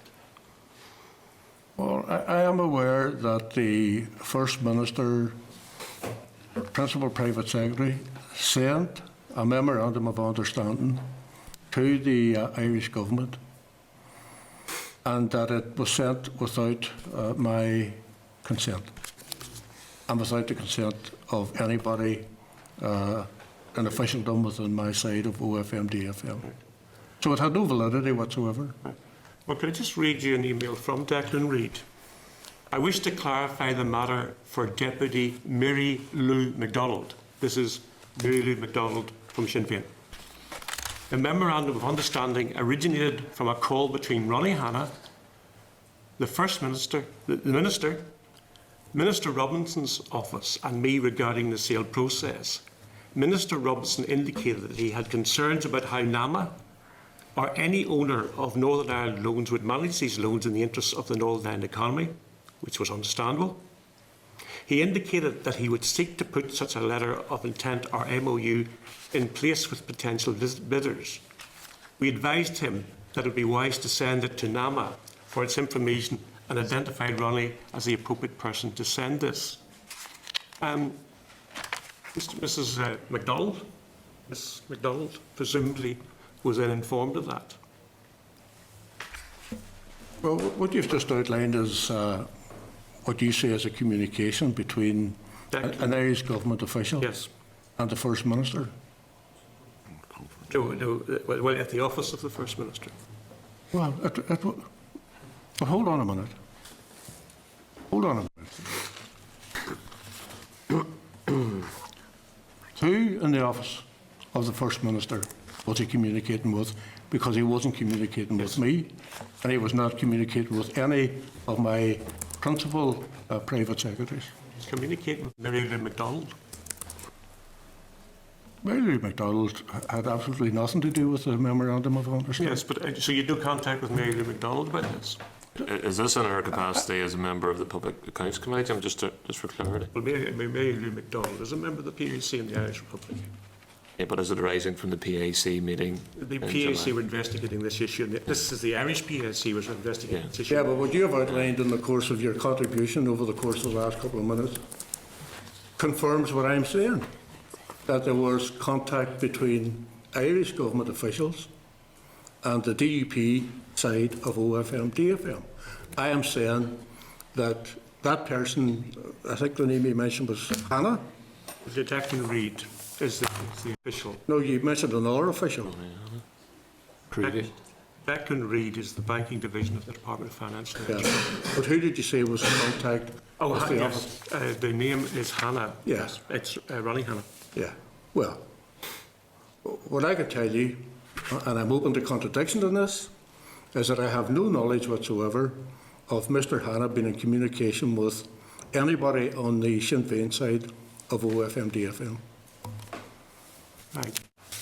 There was a press coverage in the Irish News, and you issued a statement, well, the Sinn Féin issued a statement which says as follows: Mr. McGuinness refutes any claim that he was fully briefed and engaged with the proposed sale and subsequent collapse of the NAMA I presume the Northern Loan refers to the Northern Ireland Loan Book, to PIMCO, as suggested to NAMA by the former Minister Hamilton, a Sinn Féin spokesman said. Is that still your position? I have outlined graphically on 2 occasions during the course of my contribution to this committee the individual circumstances that clearly prove that I was not fully briefed or fully engaged in either the PIMCO or the Cerebus deal. Right. Do you recall... I could do it again for your information if you want. Do you recall a conference call which was held on the 14th of January 2014? Do you recall a conference call between you, Mr. Robinson, and Mr. Noonan? I've already mentioned it Right. During the course of this hearing. And do you accept that during that, the issue of the MOU was discussed? No, I don't. It may have been mentioned by the finance minister in the south, but one thing is for sure, and that is the memorandum of understanding that was sent from the DUP side of OFM DFM to the Irish government did not have my consent, my support, or any official or advisor within my department. You suggested that the First Minister never discussed the MOU with PIMCO with you. You never saw it and were never aware of such a... No, I never saw it, and I think that it is significant. And I think you're obviously turning a blind eye to what I'm saying. That whenever that communication was sent to Dublin, it was sent from the DUP side of OFM DFM and did not have the consent of myself as Deputy First Minister or any official in my department. But going back to Mr. Gervin's questions, in December 2013, Simon Hamilton told NAMA that you'd been briefed. He actually told the National Asset Management Authority that you had been briefed. Yeah, and I've responded to that. And you're saying that's not true. Well, do you want me to take you through all of the examples of which blow out of the water the contention that I was briefed or fully engaged But why would in this Mr. process? Hamilton lie? Well, I'm not accusing anybody of lying. What I'm saying is that we clearly have in the public domain the remarks made by former Minister Hamilton, and people now have, because of my testimony to this committee, my refutal of the assertion that I was fully briefed or fully engaged in the process, and I will take you through it again. I find it inconceivable that the former Finance Minister Sammy Wilson wrote to Michael Noonan, and I had, as Deputy First Minister, no knowledge or involvement in that correspondence. And of course, on the 27th of September, I was not informed or involved in a meeting with Michael Noonan. On the 25th of March, we had Simon Hamilton, First Minister, Ian Coulter, meeting with a former Vice President of the United States, Dan Quayle, and a delegation at Stormont Castle. I wasn't there, I didn't attend, and there's no record of me having been informed or invited to the meeting. And of course, and you've mentioned the communications between former Minister Hamilton and NAMA, but on the 3rd of April, in relation to that conversation, NAMA's note of the phone call to Simon Hamilton to inform him of the sale was agreed to service. Simon Hamilton asked NAMA to call the First Minister and to let him know about the sale. So Simon Hamilton didn't say, call the First Minister and the Deputy First Minister. Because the First Minister spoke to you. I was excluded. The office is a joint office, and as you well know, First Minister has no more authority than I have. I have no more authority than he has. We have co-equal responsibility. But further to that, in the aftermath of being informed that the sale had gone through, the Democratic Unionist Party issued a statement in the First Minister's name, welcoming it. So it wasn't that the First Minister's publicity people came to the Sinn Féin side of OFMDFM and said there should be a joint statement from the First Minister and the Deputy First Minister. That didn't happen. But the First Minister spoke to you and then followed up that conversation with email from David McCready, and also you had at that stage received the Memorandum of Understanding. Now, if you'd received the Memorandum of Understanding, you knew full well what was going on. I never saw any Memorandum of Understanding, and the Memorandum of Understanding that was communicated from the First Minister's side of OFMDFM to the Irish Government had no validity whatsoever because I had not consented to it. I suggest, Mr McGuinness, you go back to Ms O'Hagan and you check did she receive that, and check did she then pass it on to you, because if she did, that document is so explicit that no one could claim that they didn't know exactly what was going on with the assets in Northern Ireland. That document runs to 4 pages of close printed text, which gives chapter and verse on everything that was going on, and we know for certain that this email was attached to this document and sent to one of your principal advisors, and you're expecting us to believe at no point in any of this discussion she did not make you aware of this document. Now, how did she subsequently make you aware of it in the last few weeks? Well, the person that you speak about is a very experienced advisor, and if that did happen, and obviously I've made it quite clear in the course of this conversation that I never saw a Memorandum of Understanding, and that the Memorandum of Understanding that found its way to Dublin didn't have the consent of the Sinn Féin side of OFMDFM.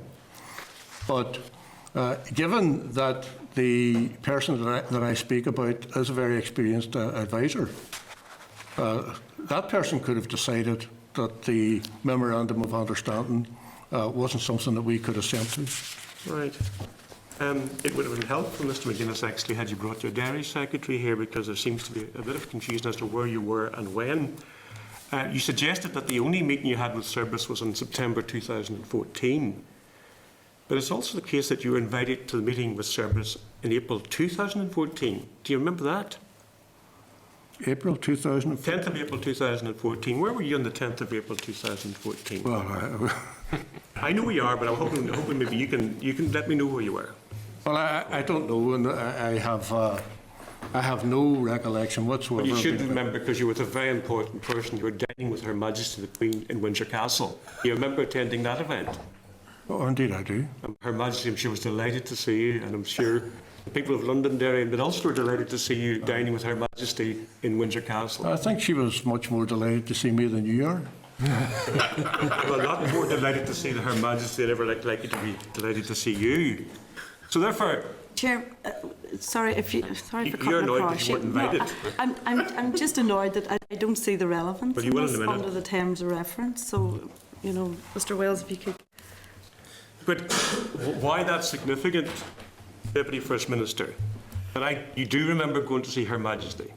I think it was covered in the media. There was some mention of it, right? And the reason that you couldn't go to that meeting on the 10th of April was because you were on a flight to London and didn't arrive in time for that meeting. Is that correct? It's not correct, no. So you weren't dining with Her Majesty? I know nothing about a meeting with therapists on that date. You don't know, so you don't believe that you were invited to a meeting on the 10th of April to discuss service? Well, no. I mean, we can check it, but I certainly have no knowledge whatsoever of being invited to a meeting on that date. Well, I think we have at least good documentary evidence of what happened on the 10th of April, and we can soon establish exactly where you were at that time. Could I say, Mr. McGuinness, that I look. Let me say this. I look forward to the so-called paper trail that people are talking about. Yes. You know, I haven't seen anything that even resembles it. I think it's important, Chair, that I know Mr. Wells wishes to do this anyway. Voluminous correspondence he has there, no doubt that will be provided to the committee. And if there's another meeting that Cerberus, be interested to know who else was at that meeting in London, if it was in London or wherever it was. So, you know, let's all share the information and. Just one point of clarity as well, Jim. I mean, is this with MDFM correspondence you're referring to? it's correspondence that's dropped onto my lap, which has been helpful. Very helpful indeed. It's been dropped onto your lap with somebody with a direct link to the terms of reference of the. I think this is actually directly linked to the terms of reference. Well, can I ask, was this a written invitation to me? To dine with Her Majesty? No, to meet with Cerberus. Well, we can forward you the details, Mr. McGuinness. I'm putting it to you that you were very well aware that there was a meeting on the 10th of April about this issue, but you were, and I do accept that your prior engagement was extremely important. Can I ask who was at the meeting? Well, Her Majesty and many representatives. No, the Cerberus meeting. Don't be smart. I have no intention. Don't I have no smart, intention of Alec. giving that information to you, Mr. McGuinness. Why not? I'm here to ask I am giving you all the information I asked the that I have at hand. Give the evidence. And you're sitting now talking about a meeting and you won't tell us who was at the meeting. We'd be very interested to know who was at that meeting. Well, all I can tell you is Because the First Minister was also in Windsor Castle. yes, he was, Yeah. quite rightly so. So was he also at the Cerberus meeting? Well, Mr. McGuinness, I ask the questions, you do the answering. Secondly, I'm not here to assist your case. Now, finally, Mr. McGuinness, it's quite clear what's going on here. That what you're doing is trying to distance yourself from a deal with the NAMA deal. No, you didn't try to distance yourself at the time, but now that you see perhaps there's some controversy, you're frantically trying to roll back from decisions that you're fully aware of. Well, it hasn't been much talked about in the course of our engagement here today, simply because we haven't got to the nub of why you're sitting here today investigating this. Only one or two, I think the member Martina Muller addressed the issues that people are really exercised about out there in the community. I don't think people out there in the community are in any way exercised about the evidence that I have given to this committee today. But I do think people are exercised about the very serious allegations that are being made and the names that have been mentioned. And very important to point out that the names that have been mentioned are no friends of mine. I repeat what I said. The individuals whose names are at the heart of this controversy and who do have a duty and a responsibility, and I am talking about Ian Coulter, I am talking about Frank Cushnahan, do have a responsibility to cooperate with police investigations and do have a duty and a responsibility to cooperate with this committee. And I certainly I'm of the view that the people of which I speak are much closer to your party than they are to mine. So they're not friends of mine, they're not acquaintances of mine, and I have no worries whatsoever But I think the people who should be worrying are the people who have explanations to give about what they were involved in, or allegedly involved in, during the course of both PIMCO and the Cerebus deals. That wasn't your view, Mr McGuinness, when you met Cerebus, and you've admitted you met them. If we met them as a courtesy of my duties and responsibility as Deputy First Minister, 6 months after the deal was agreed. And since that, we have had widespread allegations in the media, allegations which are being investigated, of corruption. And the people who are at the heart of that investigation are no friends of mine, they're not acquaintances of mine, and they're not friends or acquaintances of my party. So your allegation is up to that point you've been kept almost totally in the dark, and yet you're perfectly happy to meet and greet and get your picture taken and issue a press release with the said Cerebus. Well, you see, but the point that you're missing out on in all of this is that the allegations about possible criminality came after that, not before it. But you're alleging that you were totally in the dark, and yet there you are standing smiling. What you're ignoring is that the allegations of corruption and criminality that came into the public domain came after the September meeting. I accept that. Which was only a courtesy meeting. Well, certainly if I'd been kept in the dark, I wouldn't be standing smiling for the cameras. Thank you. I only found out afterwards that I was kept in the dark. I wasn't aware of it at that time. So the whole deal was done, and you didn't ask yourself, well, I didn't know about this. Well, the reason is, Mr McGuinness, well, you're ignoring the fact that all of this information about the meetings that were taking place, the personalities that were involved, has only come out after September 2014, and really only came out after Mike Wallace made a statement in Leinster House. Sitting at your right-hand side in your office is a vault of all knowledge, Miss O'Hagan. Great. Thank Leslie, thank you for your patience. Thanks, Chair. Still good morning. Can I just return to the PAC meeting in Dublin on the 9th of July this year? The NAMA chairman gave evidence, and he referred to what he called a letter of interest dated the 17th of January 2014 from the Principal Private Secretary to the Northern Ireland First Minister relating to the proposed management of the Northern Ireland portfolio. And interesting enough, he then goes on to say the letter appeared to summarise an agreement between PIMCO and the Northern Ireland Executive. That in turn would lead to the MOU. That's surely, and I'm sure the chairman was right, is a very important statement to have been made. That there was such an agreement, I put that in inverted commas, made, and it was supported by the Northern Ireland. That's a fairly serious sign if, as you say yourself, Deputy First Minister, you were unaware of that. Well, there's no record of discussion with my office about sending the email or about bringing it to the executive. And don't ignore the reality that whenever the correspondence that was sent from the DUP side of the Office of First and Deputy First Minister that was sent to Dublin, it wasn't sent with my consent. And for it to be valid, it could only be a valid communication, given the nature of the joint office, if it was signed off on by Peter Robinson and myself, or by our principal private secretaries on our behalf. The fact that that didn't happen, I think, has to be a cause of concern.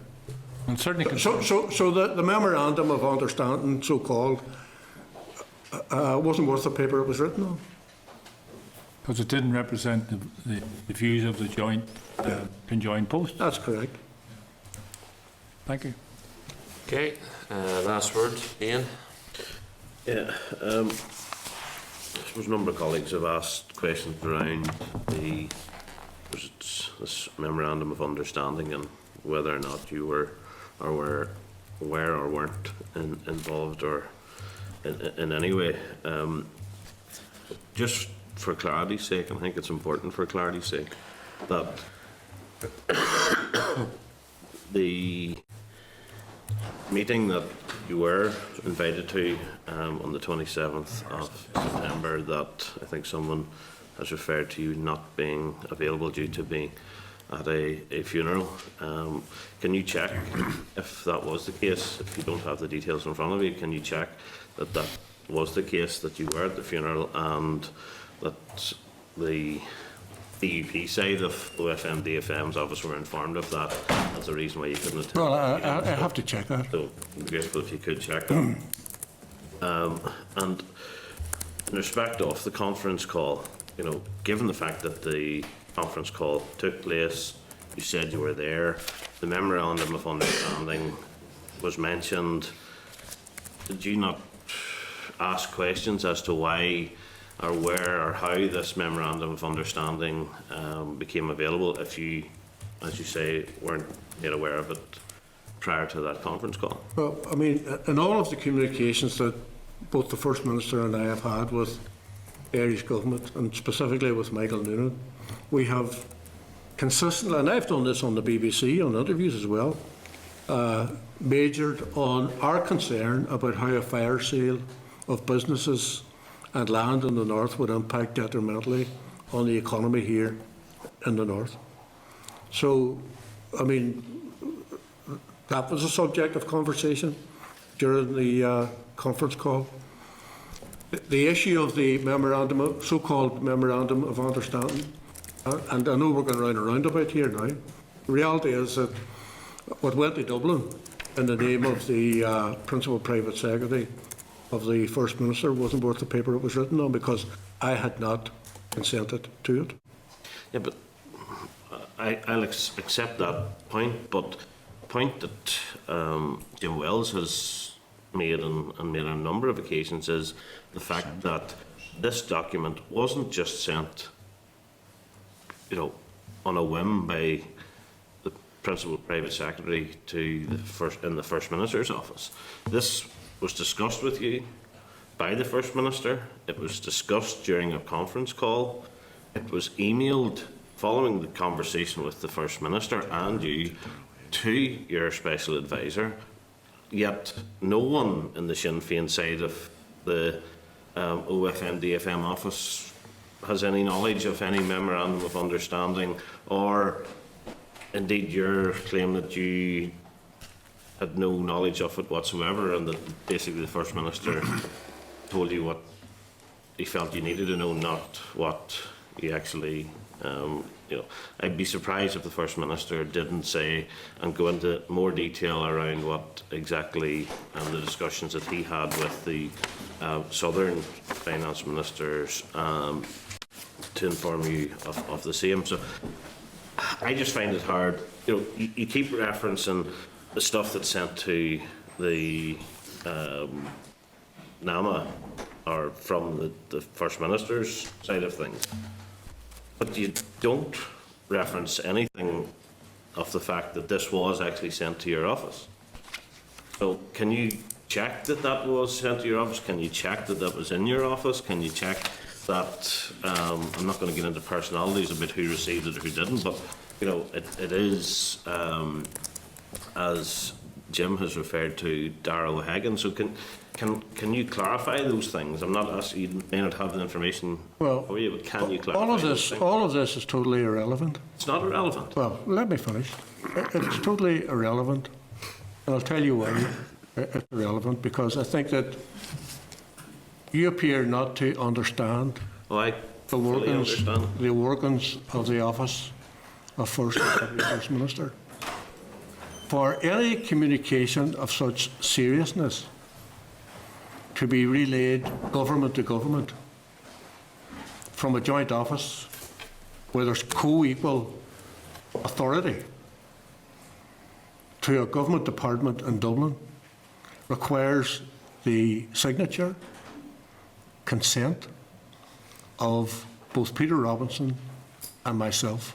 And I expect you to take that up with the OFM side of your office as to why that didn't take No, but you're deliberately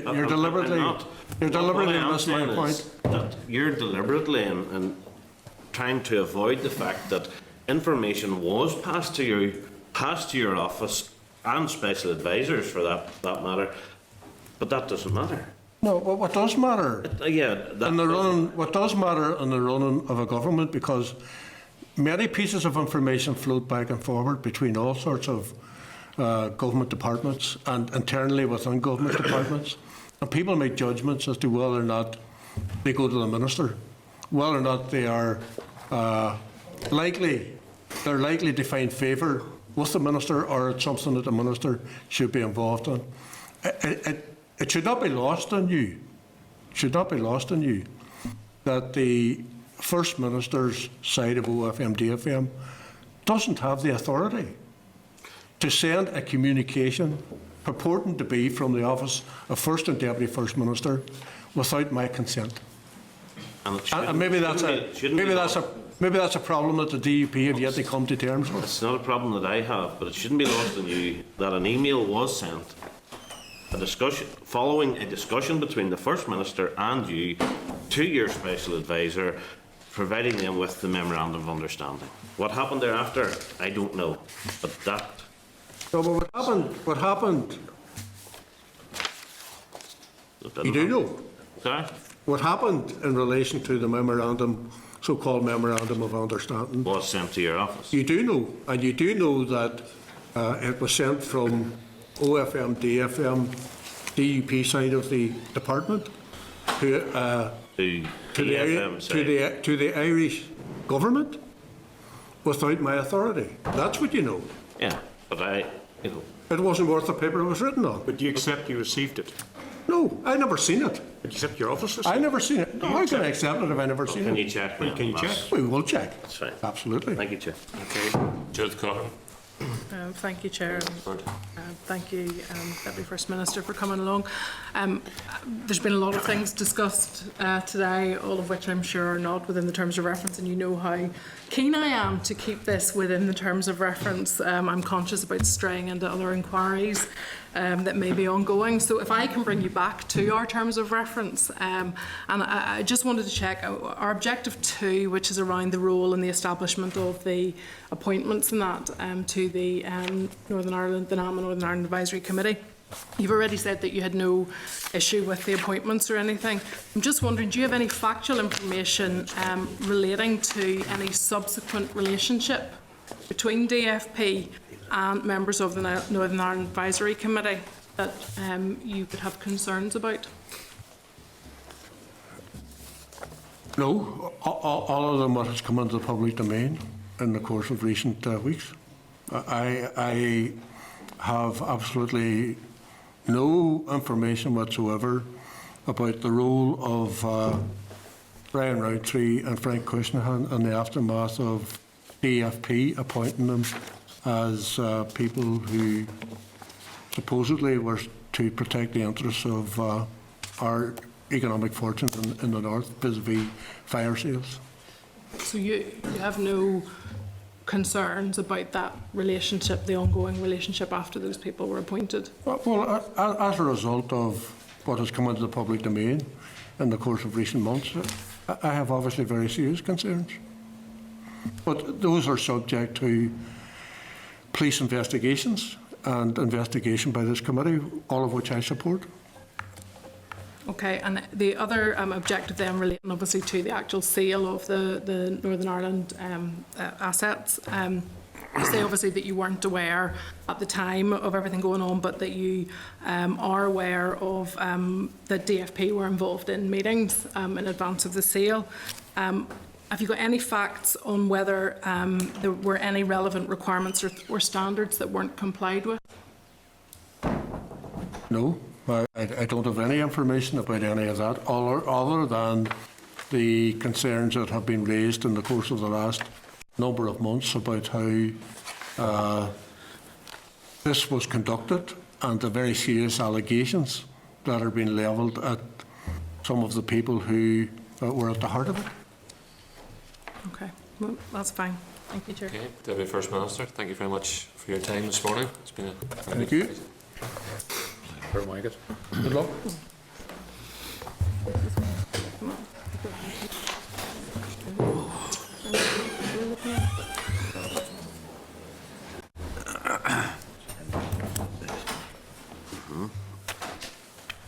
Okay, members, given some of the comments the Deputy First Minister has made, and given there's clearly a conflict within OFM DFM about what happened or what didn't happen, I think it's clear than ever that the First Minister should also be invited to give his version of events, which has been referred to by some members. I think it's only fair that the other joint officer within OFM DFM come to the committee. Members be agreed to that? Agreed. Moving on then to the proposed briefing by Jamie Bryson.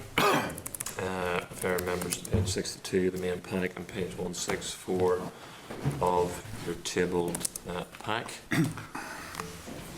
Mr. Bryson, you're very welcome to the committee. A decision has been made that will not go into the detail at this stage. The committee are yet to make a decision as to whether we hear your evidence in public session. But what was proposed was that we hear from yourself what your broad areas are and how they fit within our terms of reference. So without going into detail at this stage, could you outline broadly how it fits within the terms of reference? Well, Chair, what I would propose is I have a brief introduction before my evidence presentation, which does not stray into the evidence. I propose if I was to go through that, perhaps may be beneficial to the committee. Obviously, I'm conscious I don't want to stray into any areas of evidence you don't want me to stray into, so we'll follow your guidance on that. But before we go into that, I have to make clear, before I've come into the meeting, I have taken legal advice, and it is the opinion of my legal team that any decision to force this into a closed session may be unlawful and may subvert the power of the committee. So pending a decision of the committee, I would need a couple of moments to myself to consult with my legal team and have a discussion as to whether I'm happy to proceed with a closed session or I want to move to a judicial review. But if you're happy enough, I will proceed with my introduction. Yeah.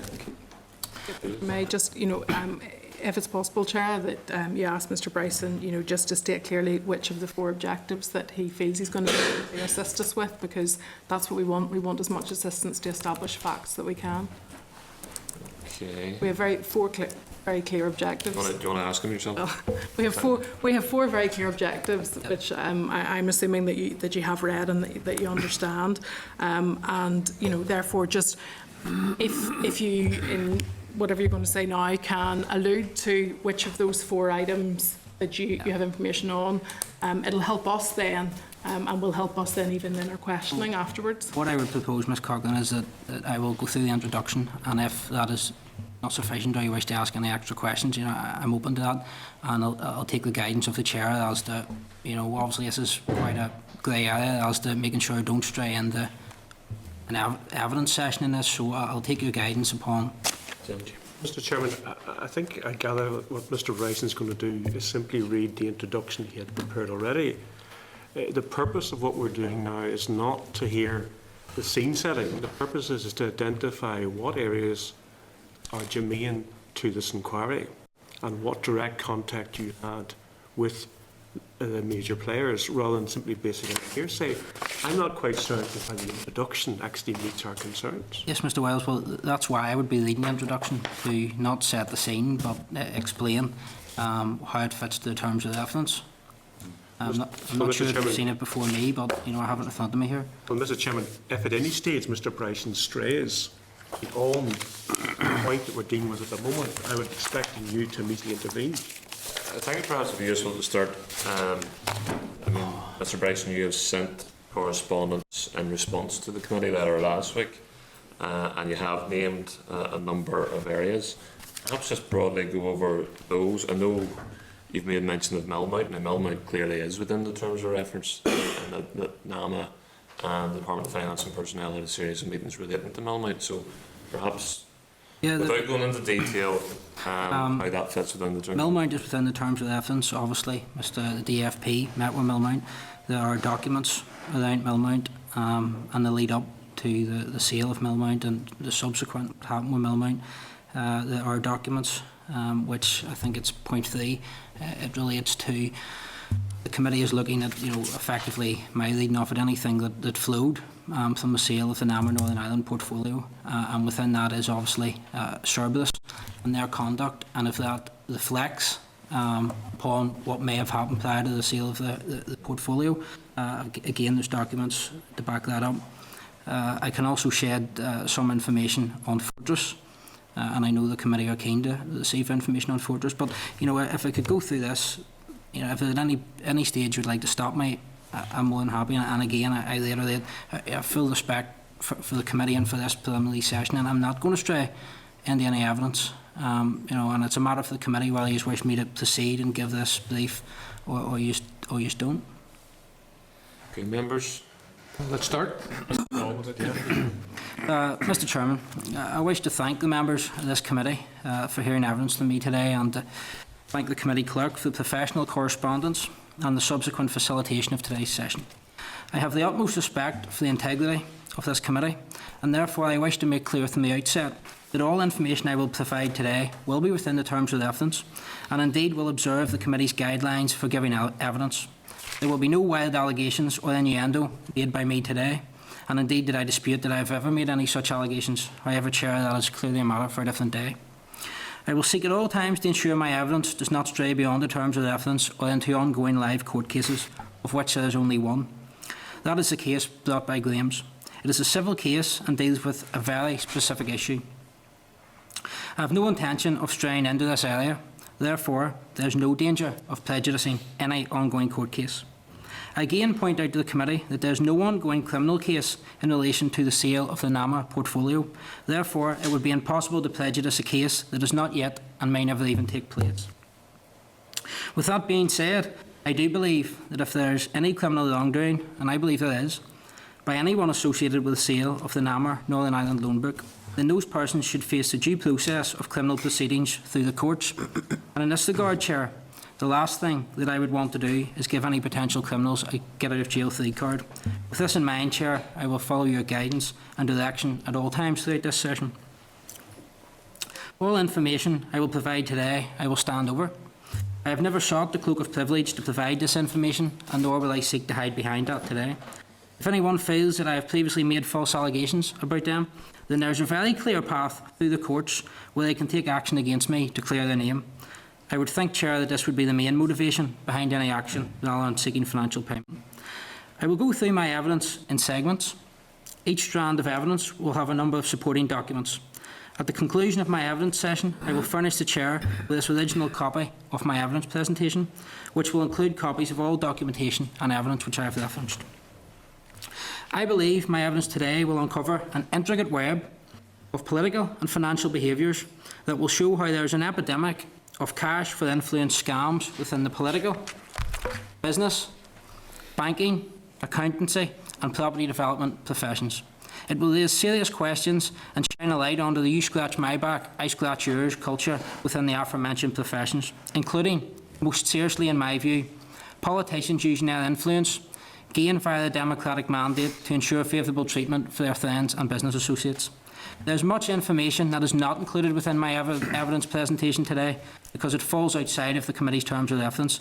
This information will be released in due course, and I firmly believe that a full public inquiry by an outside body will be required to get to the bottom of the huge magnitude of corruption that silently corrodes and perverts the political sphere within Northern Ireland. Okay, members content to move the open session? Yeah. Reid? Reid. Well, Mr. Chairman, we now and then need to make a decision. Having heard, I assume that introduction is Mr. Bryson attempting to deal with the points that we've raised earlier, and I think we need now to discuss that.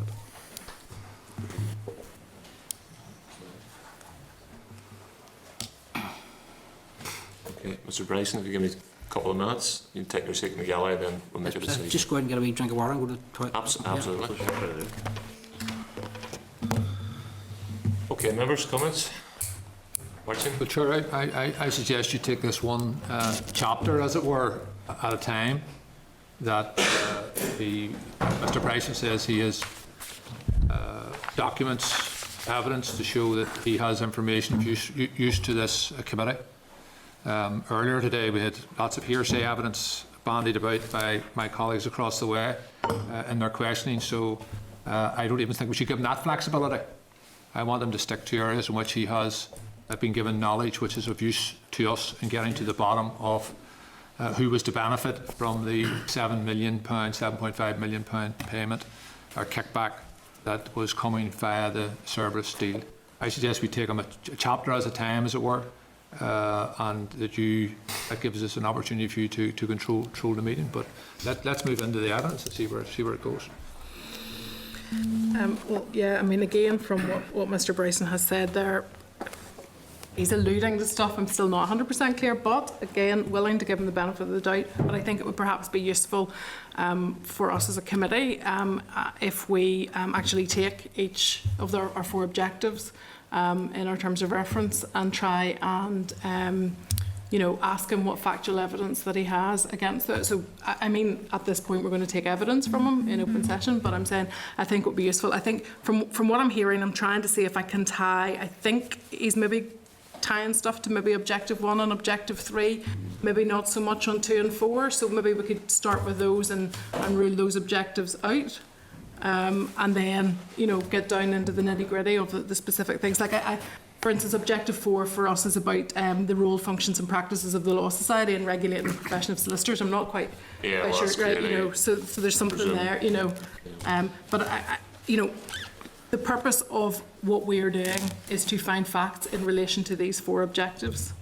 So for me, it would be helpful because there's so much information thrown out there and it's very difficult to tie it into exactly what we're looking for. So I think that might be quite a useful way to start and be able to go through each point. I suppose that if you move above objectives to the purpose, the purpose is broadly to undertake fact-finding review in relation to the operations of NAMA, including the project legal sale and related policy and regulatory issues that fall within the DFP remit. I presume that's on that basis rather than going through different objectives. If you with the purpose help you with your questions if you go through your objectives. Mr. Chairman, the issue here is direct evidence Mr. Bryson hold. Now, he hasn't said anything in his introduction that convinces me he has direct evidence. It's hearsay, it's stuff read, been leaked, handed, but he hasn't any direct evidence of being involved in anything to do with NAMA. He's never met NAMA, he's never met Cerberus, he's never met any of the players. So therefore, there's nothing in that introduction that convinces me that he has met the criteria set out by Mrs. Cochrane's amendment last week. Well, clearly, I lifted the Millmount issue. Millmount, he said he has evidence relating to Millmount, and I don't know much about Millmount, but I know that was one of the primary items on the agenda for meetings between DFP and NAMA, between Sammy Wilson and NAMA. So that's well within our terms of reference. So I would be interested in that particular area in particular. But and I think, Chair, within that, and again, this is going back to his paragraph 6 of his response to us, when he talks about documents relating to it, and he says that automatically makes it within the terms of reference. Makes it within the terms of reference if he is referring to DFP's action to Millmount or whatever. It's not necessarily in the terms of reference if he starts going on about the people being around the corner from me and all the rest of it. No, but all I'm saying to the Chair is that at that point, I would assume that you would yes, of course he will. stop that type of information. Degree of flexibility, for example, as the previous Martin McGuinness, but also in terms of Mr. Graham as well. So there may be things he says that you don't agree with, but I expect members to carry out their scrutiny role as well. If Mr. Bryson makes points. It's not about things I don't agree with respect, Chair. It's about things that fall outside our terms of reference, and I have been consistent in my approach to that with every witness that you have brought forward. But what I am saying in terms of members, if they want to hold this member of the public to account, feel free to do so. Mr. Bryson will have an opportunity to put his case across, but there's an opportunity for members to say, well, prove it, give us more evidence, give us your sources. So I'm willing to give Mr. Bryson his day at the committee, and I'm also willing to give as much freedom as members want to question him and interrogate him on the evidence he presents, and I think that's a fair way. Just on that point, I appreciate that revealing the sources is one aspect, and we had it from Martine earlier on in relation to a correspondence that we received from Mr. Tweed, acting on behalf of a number of individuals who remained unnamed, and as a consequence of that we said that we would not. We're taking one stance for one and another for another. So, you know, we have to be consistent in what we're doing here, and that's the point. Because if you're going to take that approach with him because he won't name them, we won't listen to him and we won't accept his correspondence. That's one aspect. I accept that, but I think... Okay, sorry, just Ian, and then I'll bring you back in. I think we're missing the point. The committee took a decision last week that the decision to whether or not any, but I suppose Mr. Bryson's the one in front of us, but evidence that we receive, we pass one of two tests, and either we decide that it's in public or private session based on what direct evidence is provided. Now, anybody could say and reference information that they have received or that they have, or evidence that they have in respect of Millmount or anything. That covers them in under our terms of reference. But there's nothing to show that there is direct evidence whatsoever. By having knowledge or being able to say, I know of what and I have evidence, does not cover the test that we set last week and passed by this committee, that it had to be direct evidence. So we have to pass that one first. Okay. Judith and John? I take Mr. Gervin's point about how we expect some people to be open and transparent about other things, and we're allowing other people to protect sources and that. But I do think that, you know, given what Mr. Bryson has said, and he does say that he has documentation, etc., which we obviously haven't seen at this point.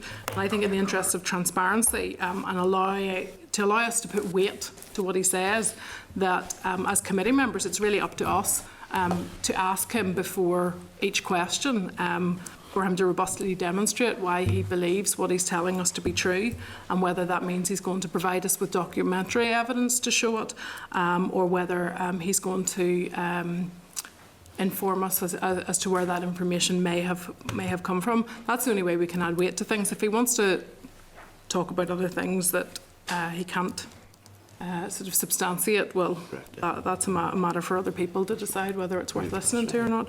But I think from what he said so far, I think we could proceed with caution at this point. Okay, John? Chair, my concerns of this have always been more around the integrity of the committee and especially the position it puts you in as having to chair and know when someone has strayed into something that you might, I see at least the red button's closer to today. But that has been my concern, both in his private correspondence that I mentioned earlier, and today there he has been at lengths to reassure the committee that he's not going to stray into anything or make wild allegations about anything else. So at that point, we've got to a point now that the committee has discussed this sort of at length on at least 3 separate occasions. So we probably have to make a decision one way or the other very soon. Mr. Chairman, maybe Jim, the Deputy Chair. Could I maybe move things on by suggesting we move to a vote on this? I think the issue is so important that we should divide. We've been amicable on this issue, but I don't see a vote as being something to put a black mark against this committee or its chair. I see no evidence of direct evidence.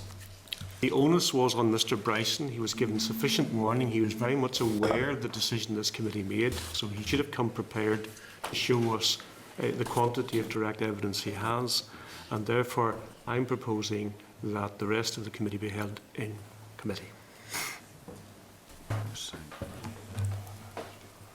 Okay, so Deputy Chair, Leslie, then Martin, and then Michaela, and then we'll go to a vote after that.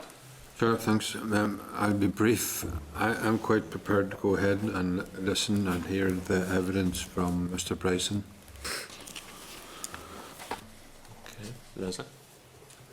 Very much on the same line. I mean, it's quite clear some of the members have a fixed view on this. I believe we should hear the guy, let's see what it's all about, and stop this charade. Archie? Yeah, well, I want to agree with Ms. Cochrane. You know, let us proceed with caution. Not one question from my esteemed colleagues at the other side of the table today has helped us find out who is behind this this fraud, this corruption. Not one question. It will help us find that out. And I have, over the many weeks of this, I think, and I hope this is accepted, we have not tried to abuse the office of the committee, but we have defended the right of the committee to hear witnesses. And today, I think that under your chairmanship, under the abundance of caution that Mrs. Cochrane urges, we should end this nonsense. There's some people desperate that this gentleman shouldn't be allowed to give his evidence. I think that the public is desperate to find out who is going to benefit from this fixed, crooked, corrupt deal, and I believe that Mr. Bryson will be able to help us in that. If he strays away from that or isn't helpful, Chair, I expect you to intervene immediately. Okay, Killen? Yes, Chair, I certainly agree. Marching, we shouldn't be allowed to be engaged in hokey-cokey within the committee. I mean, it's going on outside the committee. We shouldn't allow others to allow it to happen here. It is in the public interest that we go ahead in public session. I think we have nothing to fear from what Mr. Bryson has to say. And I do believe members have already stepped outside of the terms of reference and in their line of questioning to the previous witness. So I'm happy and content to go ahead in public session, Mr. Bryson's session. Okay, members, we have one proposal from Mr. Wells. Chair, do you want me to just recap then? One proposal from Mr. Wells, and then several members seem to be making a counter proposal. The first proposal from Mr. Wells, just correct me if I'm right, Mr. Wells, is that the oral evidence session be held following approach 2. Which is meaning that the oral evidence from Mr. Bryson will be taken in closed session with no live transmission of proceedings, but with a verbatim transcript being published in a redacted form if necessary, with decisions on any redactions being taken on the basis of legal advice. Absolutely right, yes. Any other proposals? Do we need the other one there that we simply go ahead under your chairmanship? So option 1 then, if is there a member formally proposing option 1? I'll just read that out then. Mr. Cree is proposing approach 1, which is meaning that the oral evidence from Mr. Bryson is taken in public session with the proceedings transmitted live and published in full in the official report by Hansard. Which is a big rescindment of what we agreed last week. It's totally overturning what we agreed last week. Sorry, Chair, that is a decision that was taken last week of the two options, the two approaches. Yes, we're going out for option 1. If that was passed, that's option 1, which was not what was agreed last week. Chair, just to be clear, last week the committee agreed that its general approach with witnesses would be either of those two options based on the decision in terms of direct link with the parties referenced in the terms of reference. That's right. Okay, members, we'll take it to a vote. First proposal from Mr. Wells is for approach number 2. All those in favour? Sorry, on what? Option 2. It's open for it. I prefer the roads. All those against? Motion falls.